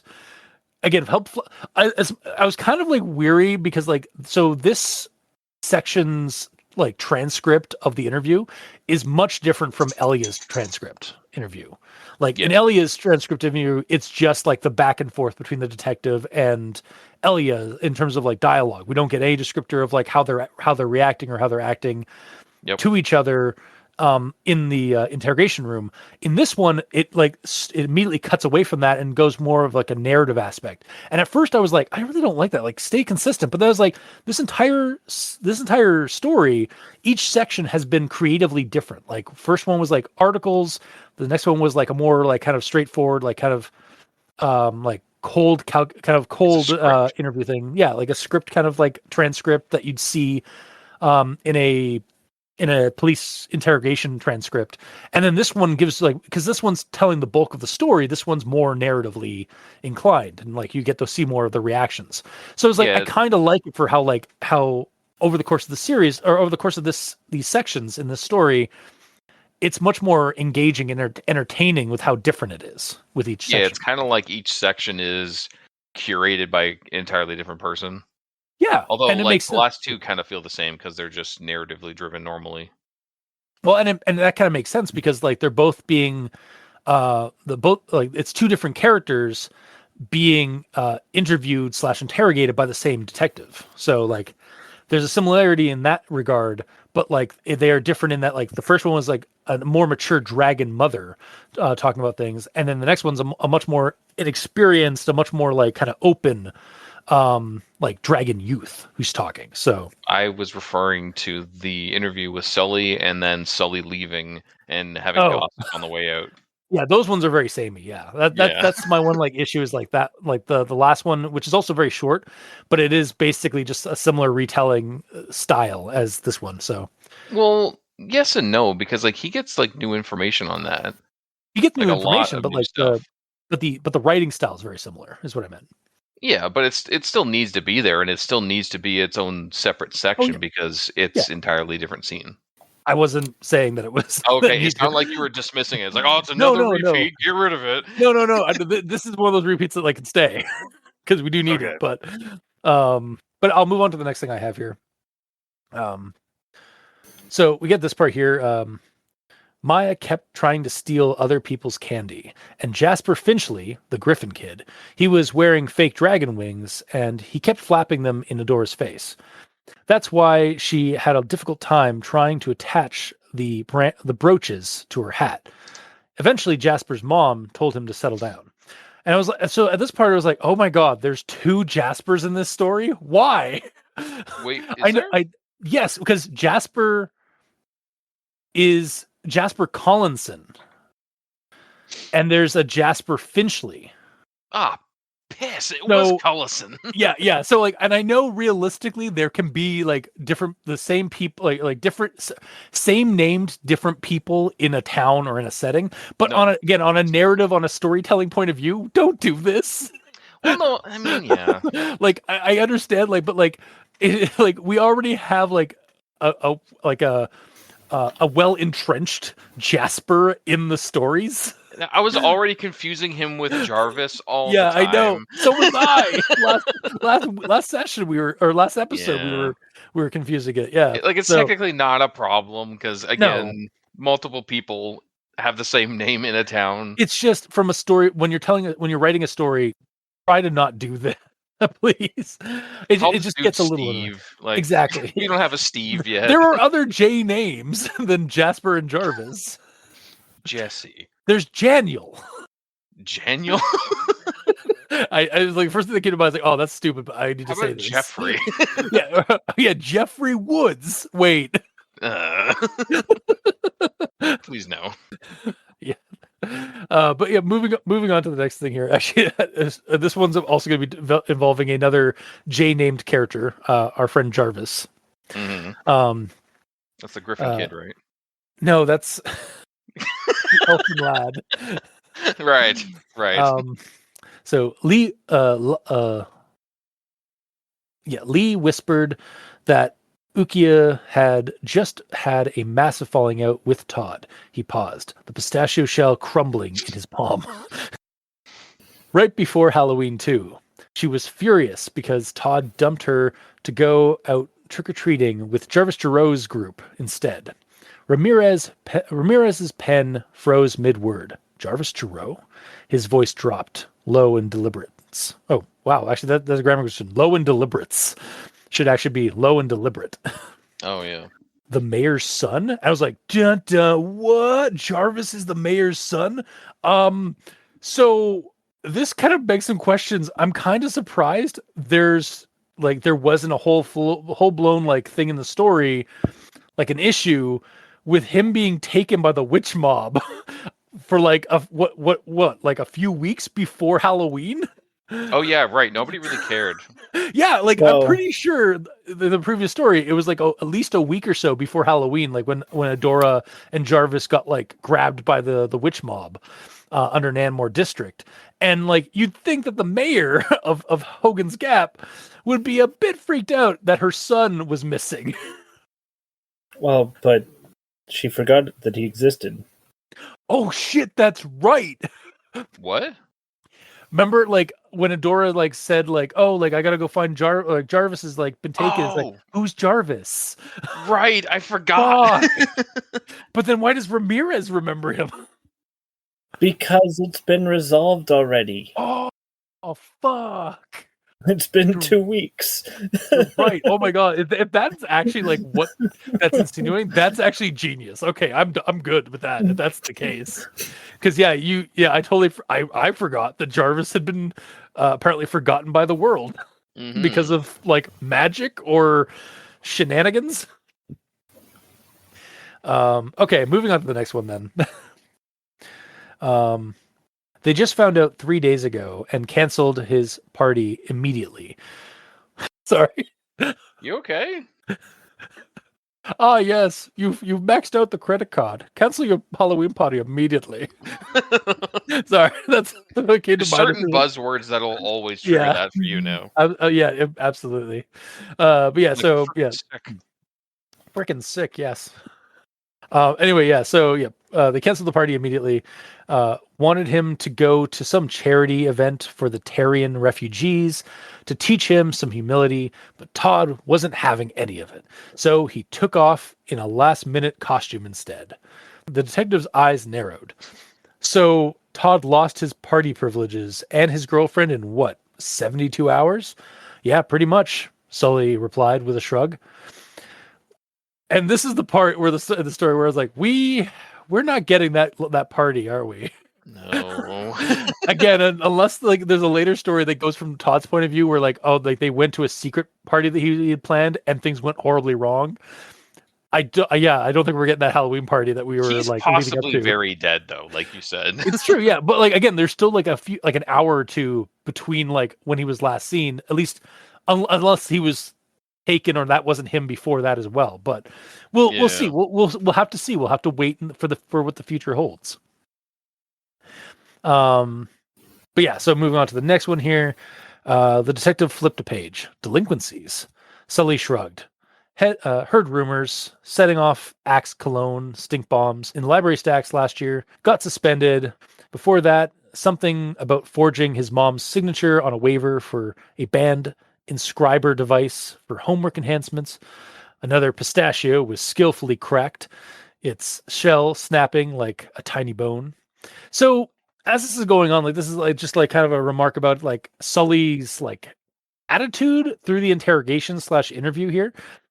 It's funny how Sully started off just like kind of this nervous kid giving away little details to the detective, but as it kept going, especially like right now, like it feels like he's like warming up into a role of like spilling the beans, like with the confidence of a noir character.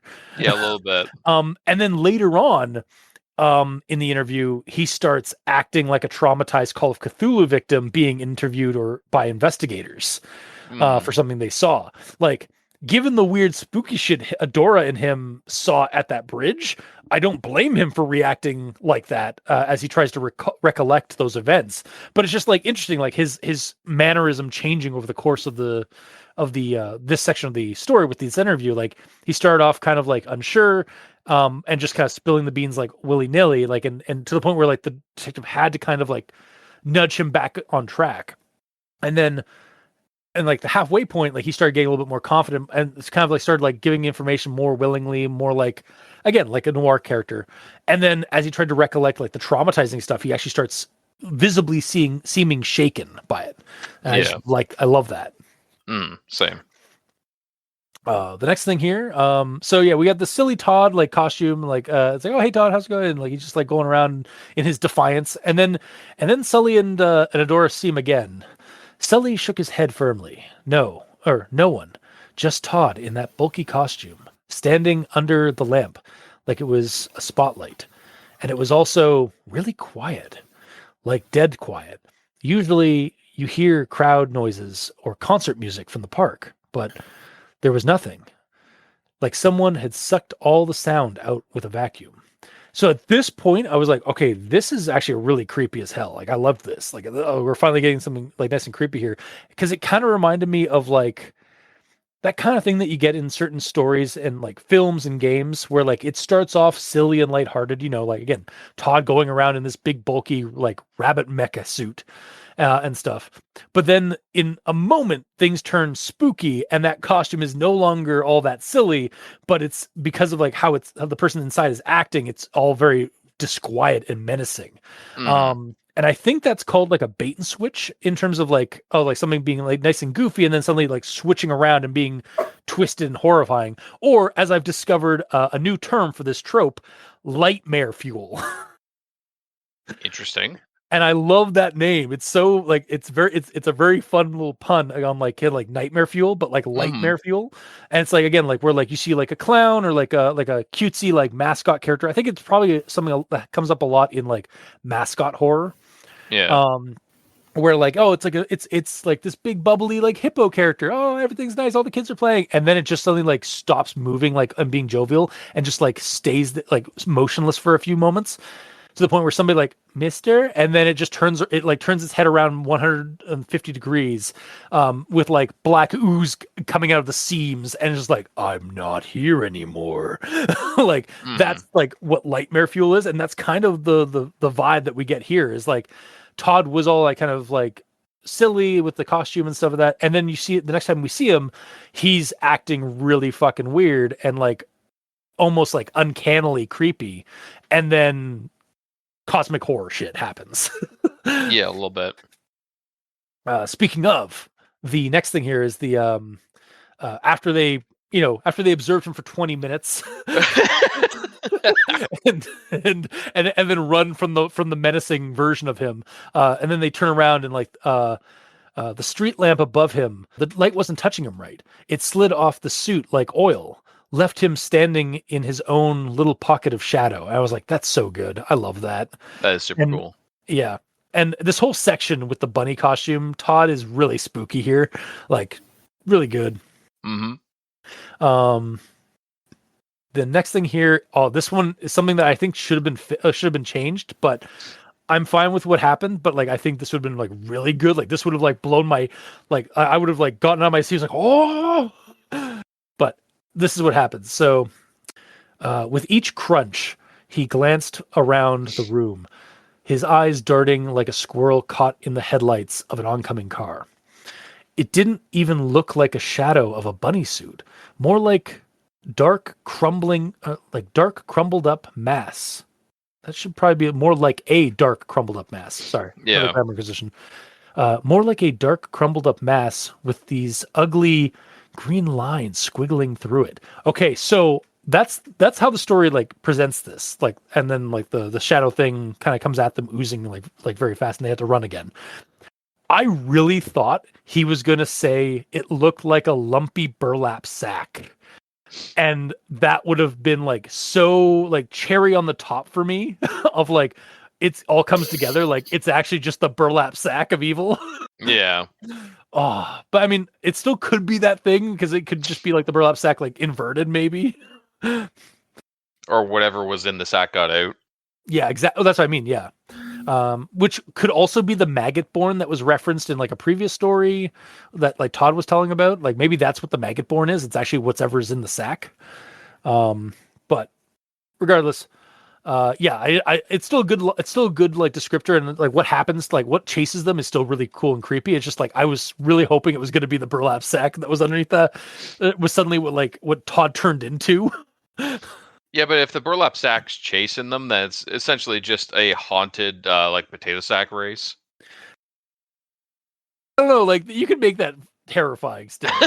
It'd be you can make the absurd spooky. I mean, yeah, you're right. And then we get to the part where like they finally get up to like the main street, like up on the high street. Adora was panting now and jabbing her finger back down the hill. "It's coming!" She screamed at the crowd, but nobody looked up. Nobody reacted. Everyone just kept moving like she was part of the Halloween background noise.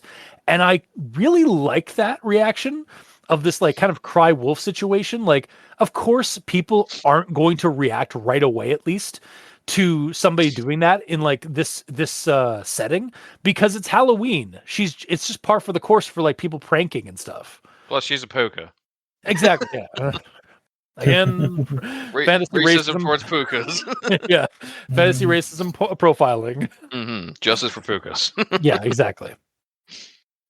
But on to the next thing here. We get okay, we get this part, which I have a bit of a beef with the story. You mentioned earlier, actually, we both mentioned earlier the whole 20 minutes thing. So I got some beef here about the story's continuity. So, and what time did you reach home? 8, Sully murmured, green dust clinging to his knuckles. Should have been 15 minutes tops to the hearth, with how fast Adora was practically dragging me. But the walk, it stretched. All right, so I'm calling shenanigans here. Why? Earlier on in the story, it is stated that they spotted Todd on the bridge around 7:40. They watched him for 20 minutes, apparently. Right there, right there, it's 8 o'clock. It'd be about 8 o'clock. Yeah. Then they had to flee a supernatural thing before then they had to flee a supernatural thing from beyond time and space back up to the market way and supposedly spend about 8 to 10 minutes up there. Yes. Then they left for home, taking a long way, tripping a trip that was longer than 15 minutes based on what was just said. So they got home at roughly 8:30, or give or take, but not 8 o'clock. So either Sully is just misremembering times, he's fabricating things, or the story doesn't correlate its own continuity very well. I mean, 30-minute difference, like, who cares? Like, Police would I care. got home around 8. Police would care because Elia, because in Elia's report, they got home at 8 o'clock and then watched a movie till Adora's mom came to pick her up at 9. So I'm just saying, like, it's a little like I think there's just a little discrepancy. I think maybe in just like the way the story's timeline was going about. Again, we also said like they say he said 20 minutes, but it probably wasn't 20 minutes. It's probably like 2. And he also said here, like, should have been 15 minutes tops to the hearth for how fast Adora was practically dragging him, but the walk stretched out. So like they have no, like, maybe there is some kind of wonky fiddly widdly time stuff going on that like is like your perceived time is stretching longer than it actually is taking up. Yeah, I think 100%, because like as soon as Adora went up there and poked the thing and they were running away, they weren't able to shift form, so they're already in some sort of like weird effect that this creature has on them. So yeah, for all they know, their experience of time is way different than what's actually happening in real life. Yeah, I guess in that instance, I guess I wish that Ramirez like had been described like writing something down about like strange time anomaly or something like that. Something about their what was it? This is gonna be hard to find. A few hours later. Oh, I think I found it actually. So yeah, after Sully mentioned about the hearth, and like they got there at 8 o'clock, and so that the pen halted, a dark blot spreading after discrepancy in perceived time. You're right. You're right. Yep. Yeah, distorted reflections, like perceived time, like distort. Oh yeah, so yeah, that actually okay. He actually does bring that up. Okay. It still was kind of like just then in that regard, like just regarding like the time discrepancy, it is interesting, just like how the characters are perceiving time and how like, oh yeah, it was 8 o'clock, even though like it clearly took longer than 8 o'clock based on their timeline. So also again, watching for 20 minutes and then observing something for 8 to 10 minutes before. Okay, that second part I didn't hate as much because they No. were already terrified. Yeah. And they're just like catching their breath and like staring at the thing to make sure it's not coming. Like that's Yeah. passable. The 20-minute earlier, no. Yeah, because at that point they still have their rational thought going on and stuff like that. Like they're Yes. still like they're not like it's not like they're just like nah, like just go full on like just like vegetative mode as they watch as they look at Todd in his costume just staring up at the sky. Like they're just imitating him for like 20 minutes. Yeah. And it's one thing if he was like checking his watch or his phone to like actually see times, but this is all just it's about that time. It's about this time, you know. Yeah, So it's about damn time. It's all very like not random, but it's vague. The times that he's even able to give.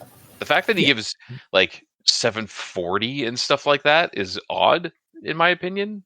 Yeah. I'm surprised he didn't go. It's like it's either 7 or 7:30 ish, or you know, but it's 40 is a weird one. That being said, he's a Zamai like whelp of a dragon. Like he might have better perception of time than I do. So who am I to judge? Yeah. But he's only a half dragon apparently, but we'll get to that as well. I have notes on that. But moving on to the next thing I have, fog, like from the harbor. Sully snorted as he shook his head. Not sure where exactly. Harbor Walk never got fog like that. Not in October. Not ever. And this stuff, it clung. Like one of those pea soupers.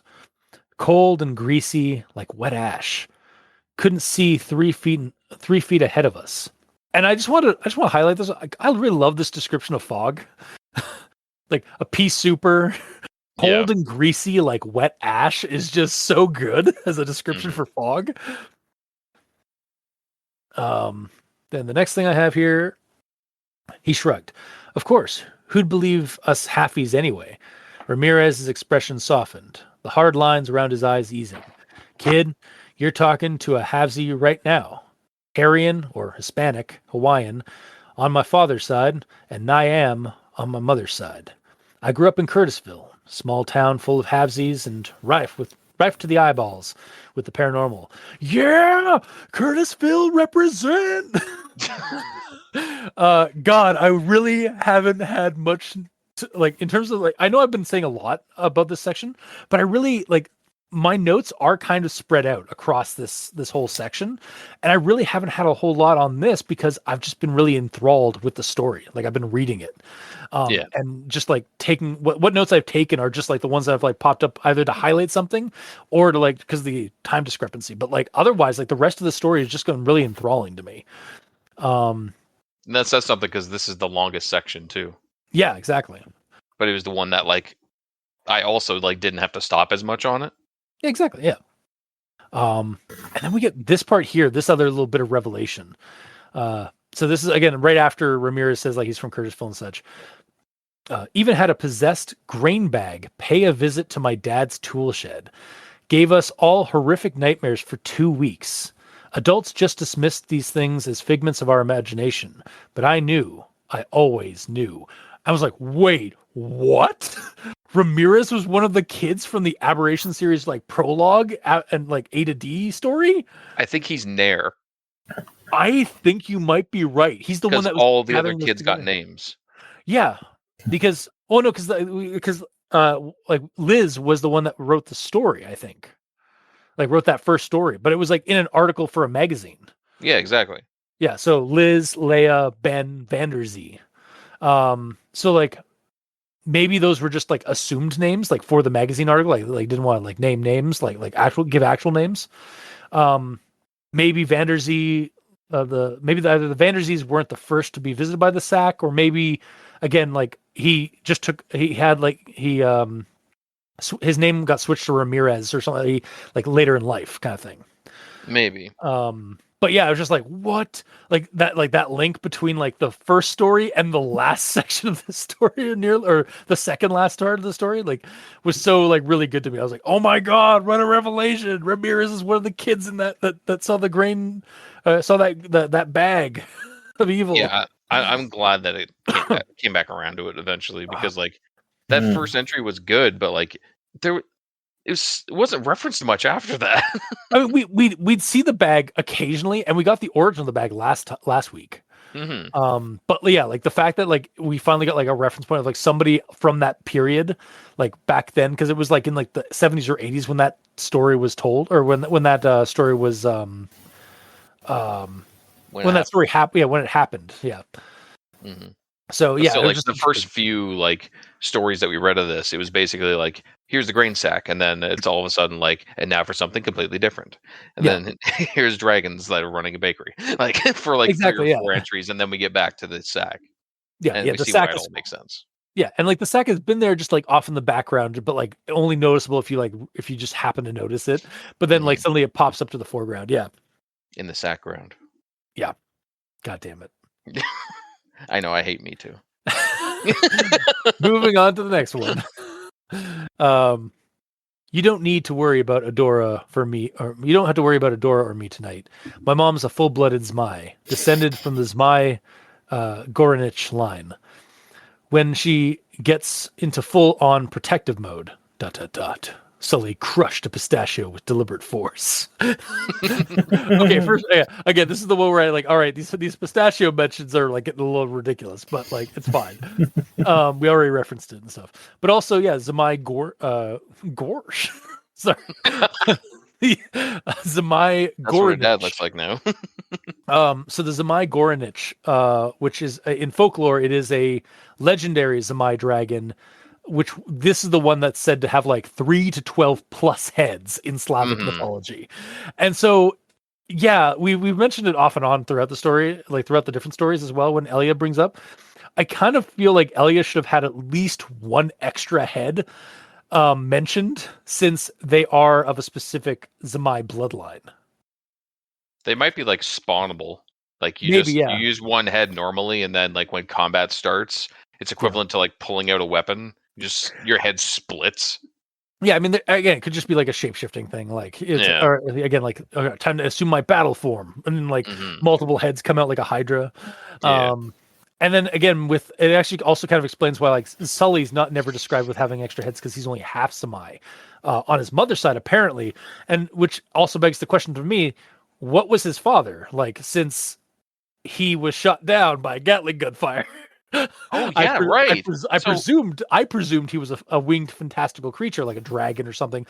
And then my other comment was like, unless he was a human in a plane. Yeah, he could have just been a guy. just a guy on a hang Steve gets shot by a minigun. Yeah, he's just got shot by either gunned down. Like that could mean that like he was in a plane or some kind of like air vehicle that was gunned down when he entered their airspace. He just accidentally like flew over it. Like it wasn't malicious or anything. Yeah. Like again, the story like kind of gears us to like believe like everybody's like fantastical. So it's like, oh yeah, Elia's husband was gunned down by a Gatling gunfire over by the Winnikers. So like we all I think went to like, oh, he's some kind of dragon that got gunned down. But like it really could just been him hang gliding and then just like He's just skydiving down there. Yeah, exactly. It's like, oh, in our airspace. It's so ridiculous. I love it. But yeah, it just begged the question: like, who was Mr. Eshburn? What kind of creature or being was Mr. Eshburn? Now I'm curious. But yeah, that's all I've got. Weirdly enough, for S's for second interviews. So, Mikey, D stands for evil. All right. My first one here is a small bag of untracked pistachios sits between them. So, like, what does it mean by they're untracked? Yeah, there's no GPS on them at all. They can't. They're untraceable. Don't worry, kid. This contraband untraceable. You're safe here. unless the police are trying to get him to eat the pistachios. Like, yeah, they're totally untrackable. We've got him. They're secretly Yeah. he's secretly just munching on like a tracking device amongst the pistachios, or like some kind of like there's some kind of like chemical in the pistachios that like the police can follow. Yeah. Yeah. Yeah, and when it introduced those, the first thing I thought of was the Transformers movie, where the basically they put out a plate of donuts, Yes. and the one guy eats the ball. The guilt donuts is like we see like if like they put up this donut to test you. If you don't eat them, you're guilty. I ate the whole plate. And then they come in, like they check the plate, like they take it, they drop it. It's like she did it, you criminal. It's like, what, you freak? It's like, no, I'm not going to jail. It's like, oh, I need a sugar rush. Like he got so like sugar rushed by eating all the donuts. Yes. Yeah. So when I thought that, I was like, oh, all these pistachios are going to get eaten, aren't they? And then it's all a test. Yes, they do. Yeah. I'm glad it didn't go into full detail. It's like, here's a bag of 30 pistachios, and then as he's saying, here's pistachio 1. He like crunches it and does it this way, and then the other one, the next one, he turns into dust. Like counts everyone. Oh my god! I'm glad that didn't happen. Yeah. Now, on to my next thought. Speaking of counting, the quote here: "We had like 12 kids along with their parents and siblings coming over to say hello." So then Sully starts mentioning them all, and then Ramirez pipes up, "Okay, that's 8, Sully. Just the names and species now." And yeah, because on 2 left. Quickly now. Like he wants all 12, but he says like 12 kids. Yeah. Which means it's not necessarily 12. Exactly. He just meant there's a bunch of kids there. And like Sully's at this point is thinking like if he doesn't name 12 people, Ramirez is gonna pull out a gun and shoot him. Like yeah, but this is what I was saying earlier. Like the story starts off like this part of the interview like starts off with like Sully being kind of like nervous about everything and like spilling beans, like and the detective having to like kind of like put him back on track occasionally. To then like later he becomes a lot more like confident in his story in the telling of this recollection. So well that's not the question here. The question is the fact that Sully said there was like 12 of them. Meanwhile, there could have been 10. There could have been 15. It's a rough estimate. And yet Ramirez is like, you give me the names of 12 people right now, Sully. Get on it. Puts the gun on the table. Right now, Sully Ashburn. Right now, Sullivan Ashburn. Yeah, the fact that he was so adamant about 12 was ridiculous. He just goes straight up bad cop. After like good cop with the pistachios, then bad cop with the gun. Yeah. But yeah. It definitely felt like it kind of reminded me of what's the kid from Goonies, the fat kid from Goonies? Chunk. It was right. Chunk like just like spilling the beans to the crew. Like, all right, tell me all like what did you do? Like, everything. Okay. In 3rd grade, he goes on. Like, literally, like the gag is that like every time they go back to them like interrogating Chunk, he's just been like relaying his entire life's like history of like things that he's done that he's tried to hide. Yeah. Oh man. All right. Anyway, my next one here.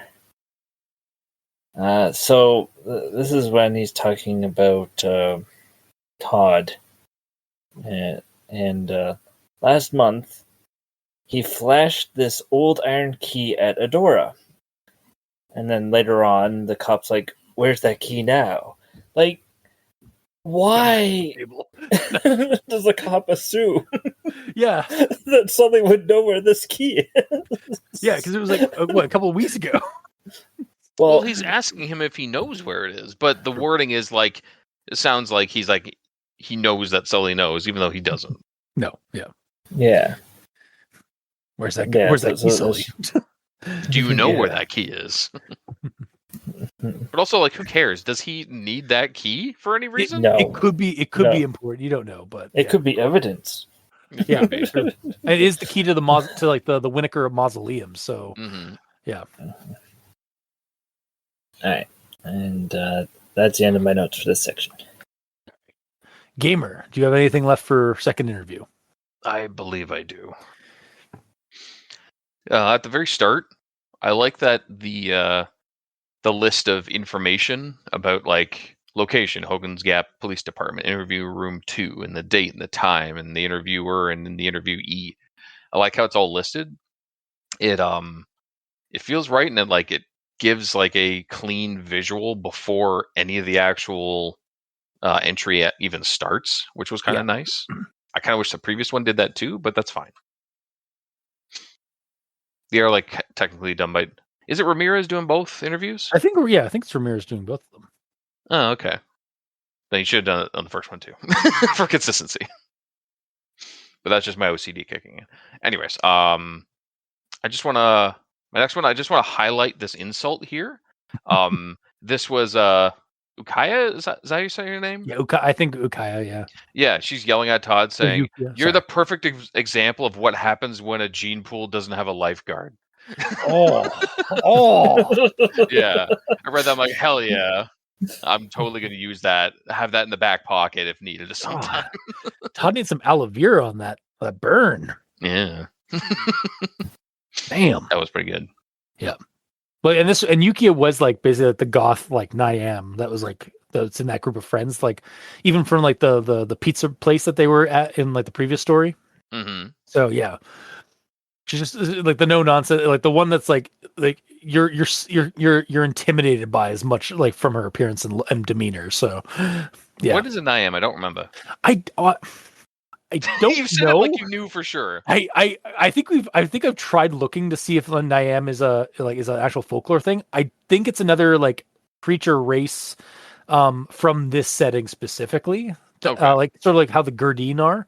I wasn't there like was the Medusa like girl from like the Shadow the Fog and Kest- Firelight? Yeah, the Shadow Fog and Firelight, the Kest stories. Was she a Niam? Because she was also a gothy kind of chick as well. Where's my notes? I just kind of assumed that like Niam was like, again, like, because I couldn't find anything on it like in terms of folklore, so I just assumed it was another like kind of sci-fi fantasy character or like fantasy race that M.M. Pratt had created. I'm not sure. It probably is, but yeah, again, I don't recall how they're described. So them saying that they're a Niam, they could be anything. Yeah. So like, unfortunately, when you're doing a story that has like these fancy creatures, like if you just name drop an actual fancy creature, people can Google it.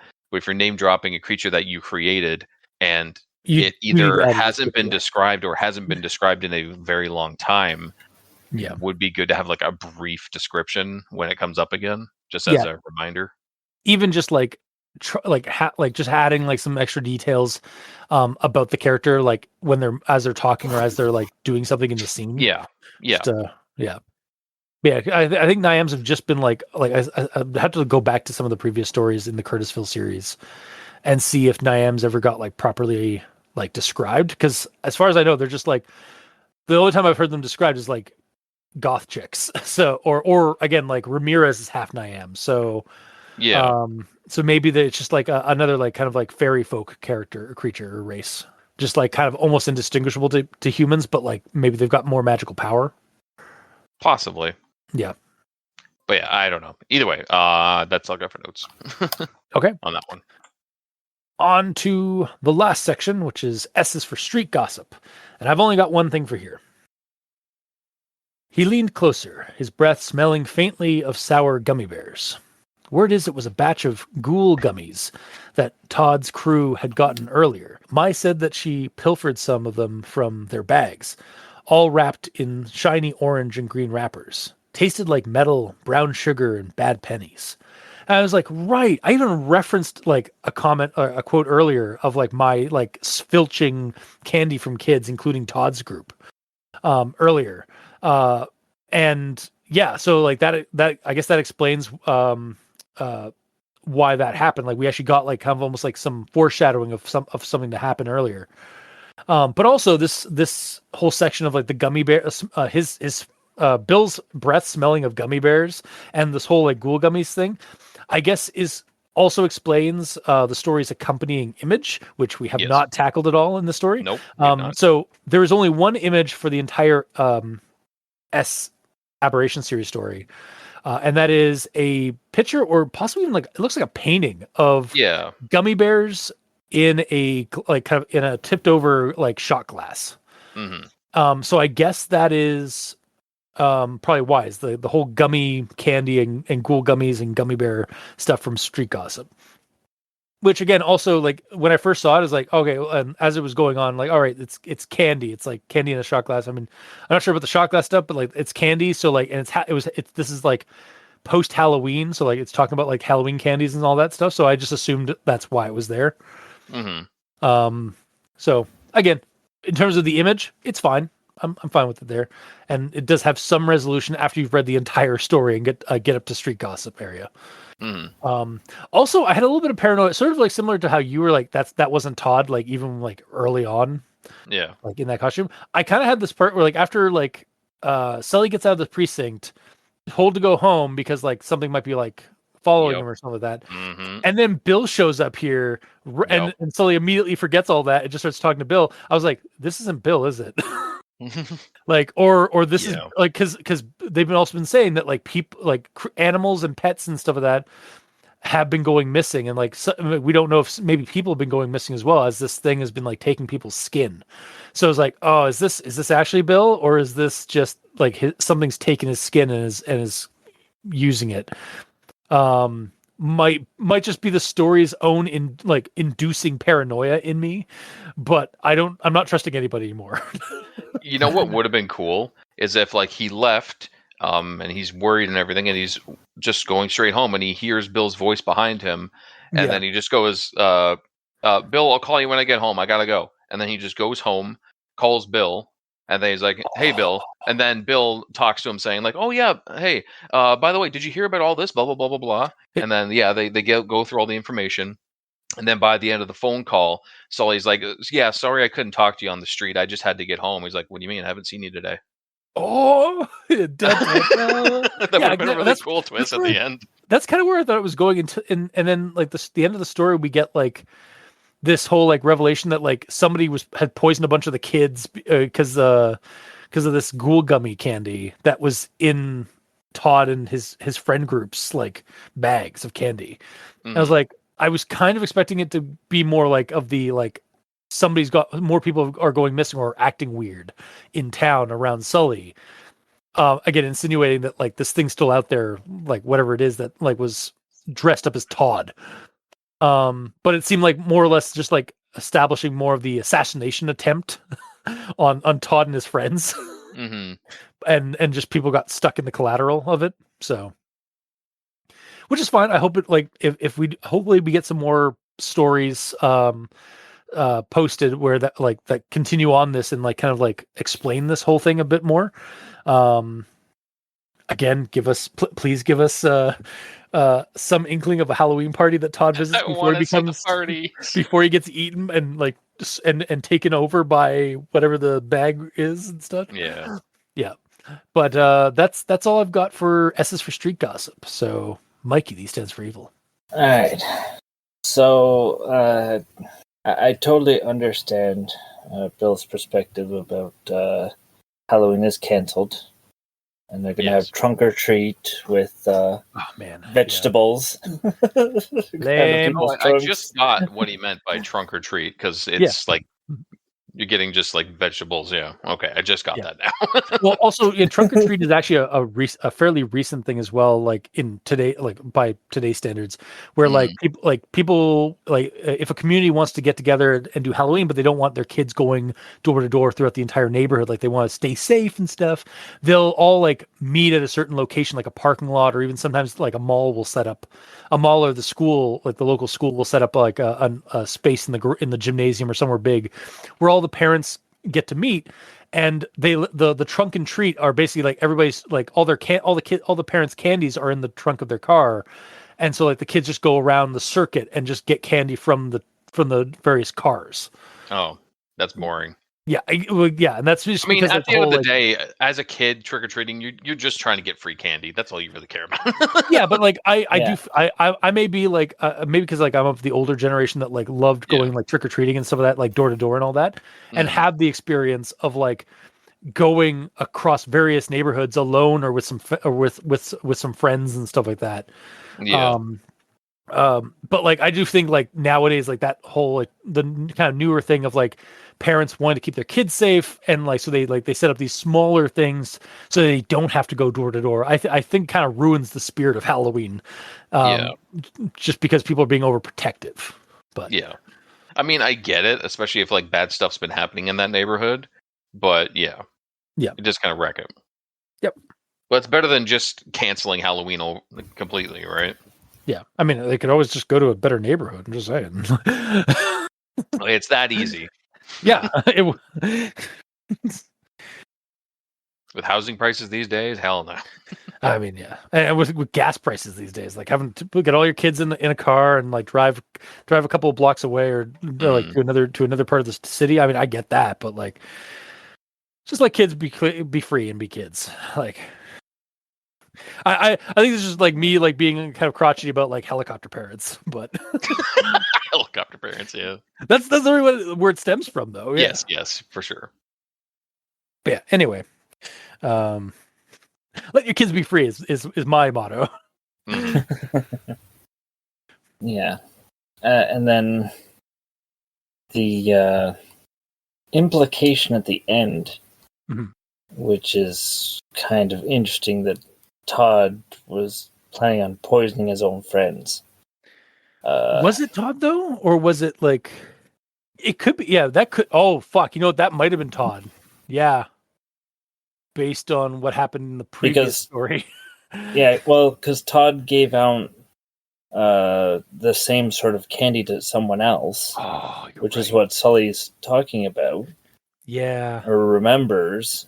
So then it was Todd that gave all these candies to his friends, quote unquote. Well, yeah, because see, I thought like the reason why Mai got hospitalized was because she was filching candy from other people's bags. Like it was established earlier that she'd been going by people's bags and like grabbing candy from their bags, like kind of almost like sneakily. Well, yeah. And it's established that she stole from Todd's friends' bags. Yeah, but it's entirely possible that Todd's friends weren't going to eat that candy specifically. They were just holding it to like when they're going on their route, they were going to like disperse it to the people they hate for all we know. Okay, or Todd's just poisoning them. I didn't even consider that it was like Todd that was the one that was like trying to like get people sick and stuff like that. I just thought it was somebody had given them, like Todd and his friends, candy, like they'd gotten those gummies from somewhere. And that was like another attempted assassination on Todd. Oh yeah, that's true. Similar to the pie thing, right? So yeah, because poisoning worked so good the first time. Well, I mean, you never know. Like maybe they found a stronger pie. Maybe they found a stronger poison. It's Pison. Pison, yes. Pie. I'm trying to mix poison and pie. It doesn't really work General very well. Python. Nice. Sorry. Of course. Yeah. But yeah, that's interesting. I didn't even consider that. Like it was for some reason, I didn't consider that Todd is the blame for the poisoning. And that will be your downfall. Yeah. Anyway, that's the end of my notes. All right, Gamer, what do you have left for S is for Street Gossip? And that's the end of my notes. All right. Well. Didn't have much to say on that one. Yeah, no, that's fair. So on to final thoughts then. So yeah, I'm still going to recommend this, despite the various issues I have with it. Just some of there a lot of the stuff some of the gripes I had with the story are kind of just minor, and like easy fixes and stuff like that. The story does push this really cool, compelling narrative of Halloween horror, like a horror story at Halloween, and a supernatural assassination attempt that I thought, which was also possibly successful if in regards to like Todd being like costume Todd possibly like being like killed and like taken over. Yeah, that is the being formerly known as Todd throughout this entire story, as far as I'm concerned. Exactly. And I really like the creative formatting of each section. Again, like we mentioned, like I mentioned earlier, like the street gossip and second interview are kind of the same kind of format, but that's fine. Like the rest of the story, like each section has like a very interesting, different take on like explaining the narrative. So it made it fun, and kind of like kind of flared it up a bit. It could obviously like there's some things that could be fixed up.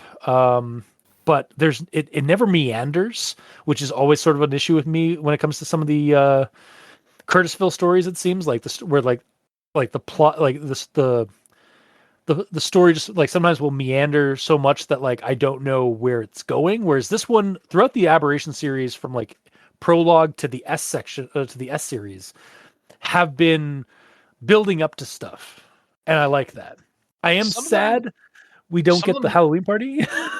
Some of them do meander a bit, because some of them is like, here's this character doing this part of the story, and then the next section is this is the different character doing a different part of the story that's not related to the previous one, and then it goes back to the first one. But yeah, yes, there is that. But whereas other stories that we've read of Curtisville, they've meandered, and we don't seem to like get like there's no like continuation.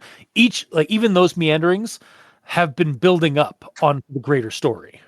Mm-hmm. And like to me, for personally, as I've been reading the Aberration series, I've never really been halted with the stories like telling me like a different perspective of something that's going on. It's just like it feels like something's being built up, and it continues following through with building that up.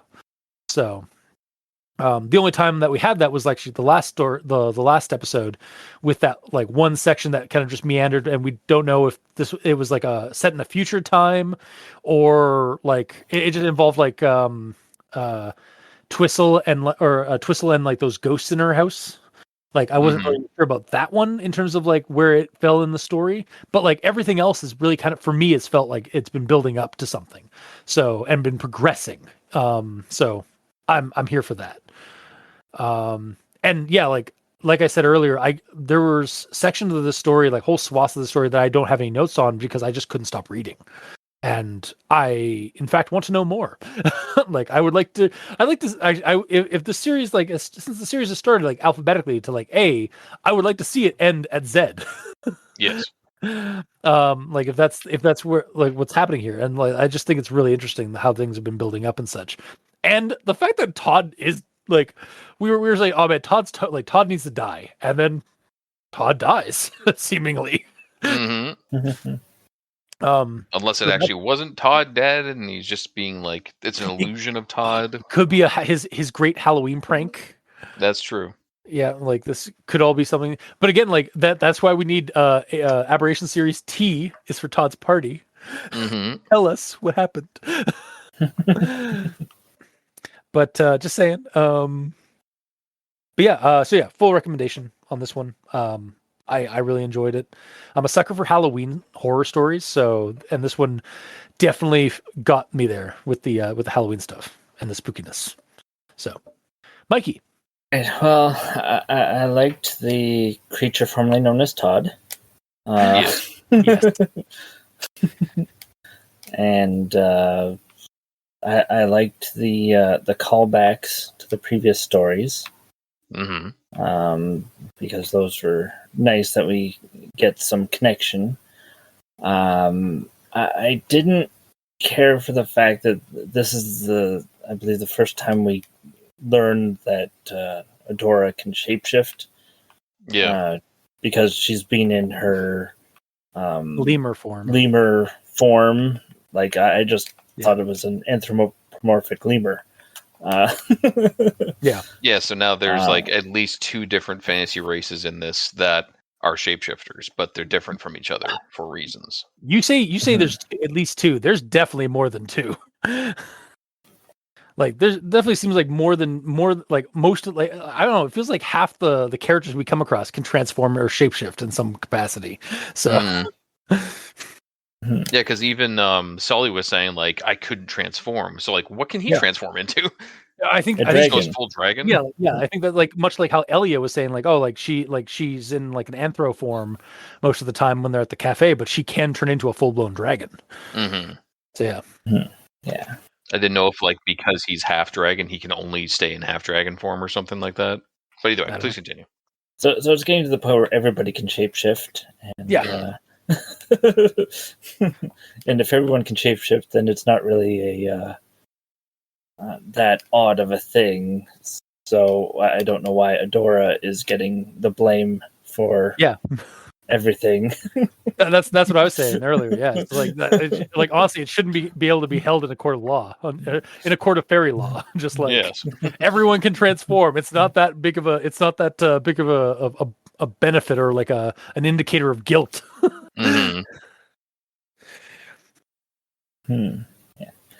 Yeah. So that said, to me the pros outweigh the cons. So I'm gonna give this recommendation. Nice. All right, and Gamer. That's me. So while this entry was cool and I liked the statement section and all that, we jumped ahead past the big points that all of these stories were like building up to and that I was excited to see. Yeah. So it's like the whole climax of the story is like, oh yeah, that happened by the way. Anyways, so that kind of got me because basically we need to see Todd's party and Jasper's party, not Jasper the Jasper Finchley, Jasper Cullinson. Was he a Griffin kid? Not Jasper the Griffin kid, who's apparently the son of the mayor.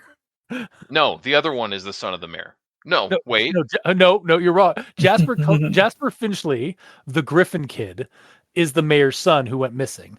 Jasper. No, that's Jarvis. Jasper Cullinson went missing. Yes. Jarvis. No, okay, hang on. Jarvis went missing. Yes.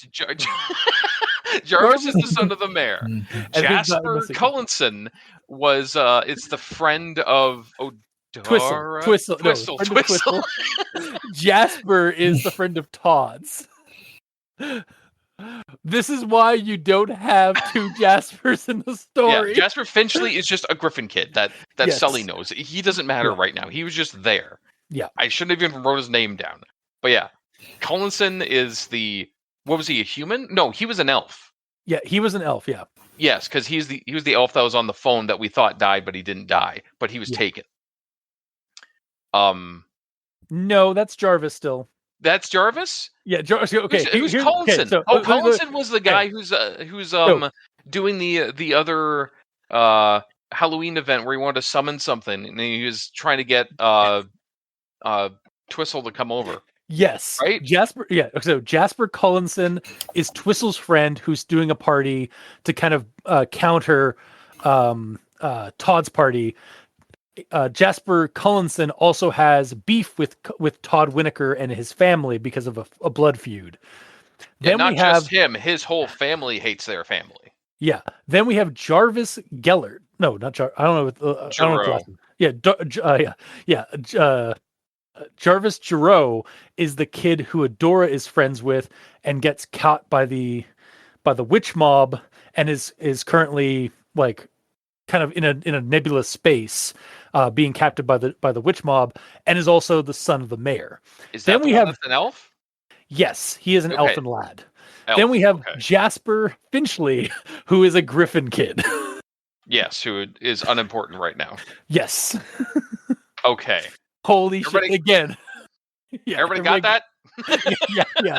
Yes, we did. Dark Helmet. Okay. Oh my god.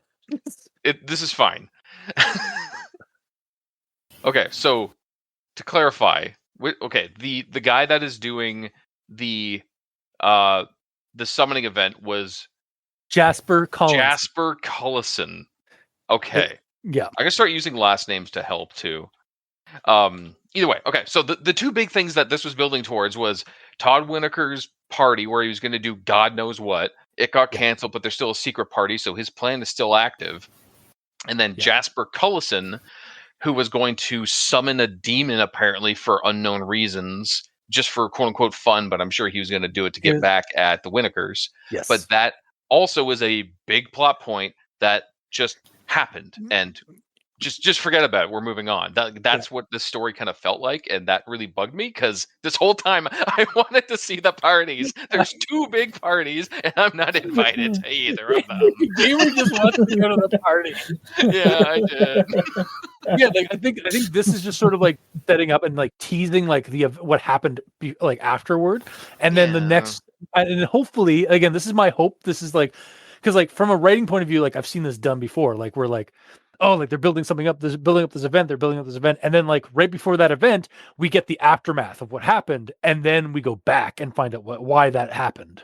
Yeah, it's like when you turn on a new episode of a show that you're watching, and the show starts with the hero like about to die, and then it cuts away and be like 6 hours before. It's like, oh, yeah, exactly. Yeah. So I get it, but I'm annoyed because the past you were really hoping, you were really banking on the next installment to be the actual Halloween party. Yeah, because like the past three entries were all just in chronological order, going through, building up, and then we're almost there. Okay, now skip ahead. It's like, well, we missed the event. What? No. Yeah. But either way, based on the context of this story, I'm assuming that the shadow demon thing who's wearing Todd's skin is probably the thing that Jasper summoned to get back at the Winokers, but I don't know. It's not confirmed. Yeah, but it's a thing that just showed up after Halloween, and those two parties went on. So the result of one or both of those parties caused this. Oh man, would it be like so from previous Aberration series stories, we know that like there is the burlap sack of evil. Yes. There is something called a maggot born. Yes.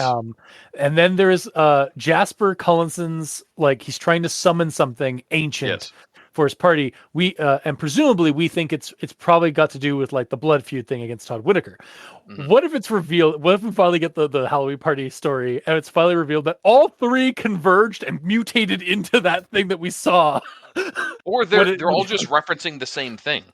That's another thing. Yeah, either it's all one thing, or like when they all attacked at once, got Todd and turned into this like Nega Todd. Mega Todd. No, Nega, like as in like negative. Oh, okay. Like evil Todd or eviler Todd. Evil Todd is nice Todd, actually. That's what Bizarro Todd is. Bizarro Todd, yeah. Yeah, we get the abominable Todd man. Nice. But yeah, like what if like my vote or my speculation, my S is for speculation is that Maggot-born, burlap sack of evil, and whatever Jasper's trying to summon, they're all the same thing, including the being formerly known as Todd. Yeah, well, and then and that one thing that's like all those three things that have been like speculated across the different stories finally gets Todd, and that's what we saw at the bridge. Or the other thing is that like three different creatures from beyond time and space, like all those three things are separate, and they then like merge together and get in the process of getting Todd, and that's what becomes of Todd at the bridge. Like that's what Sully sees.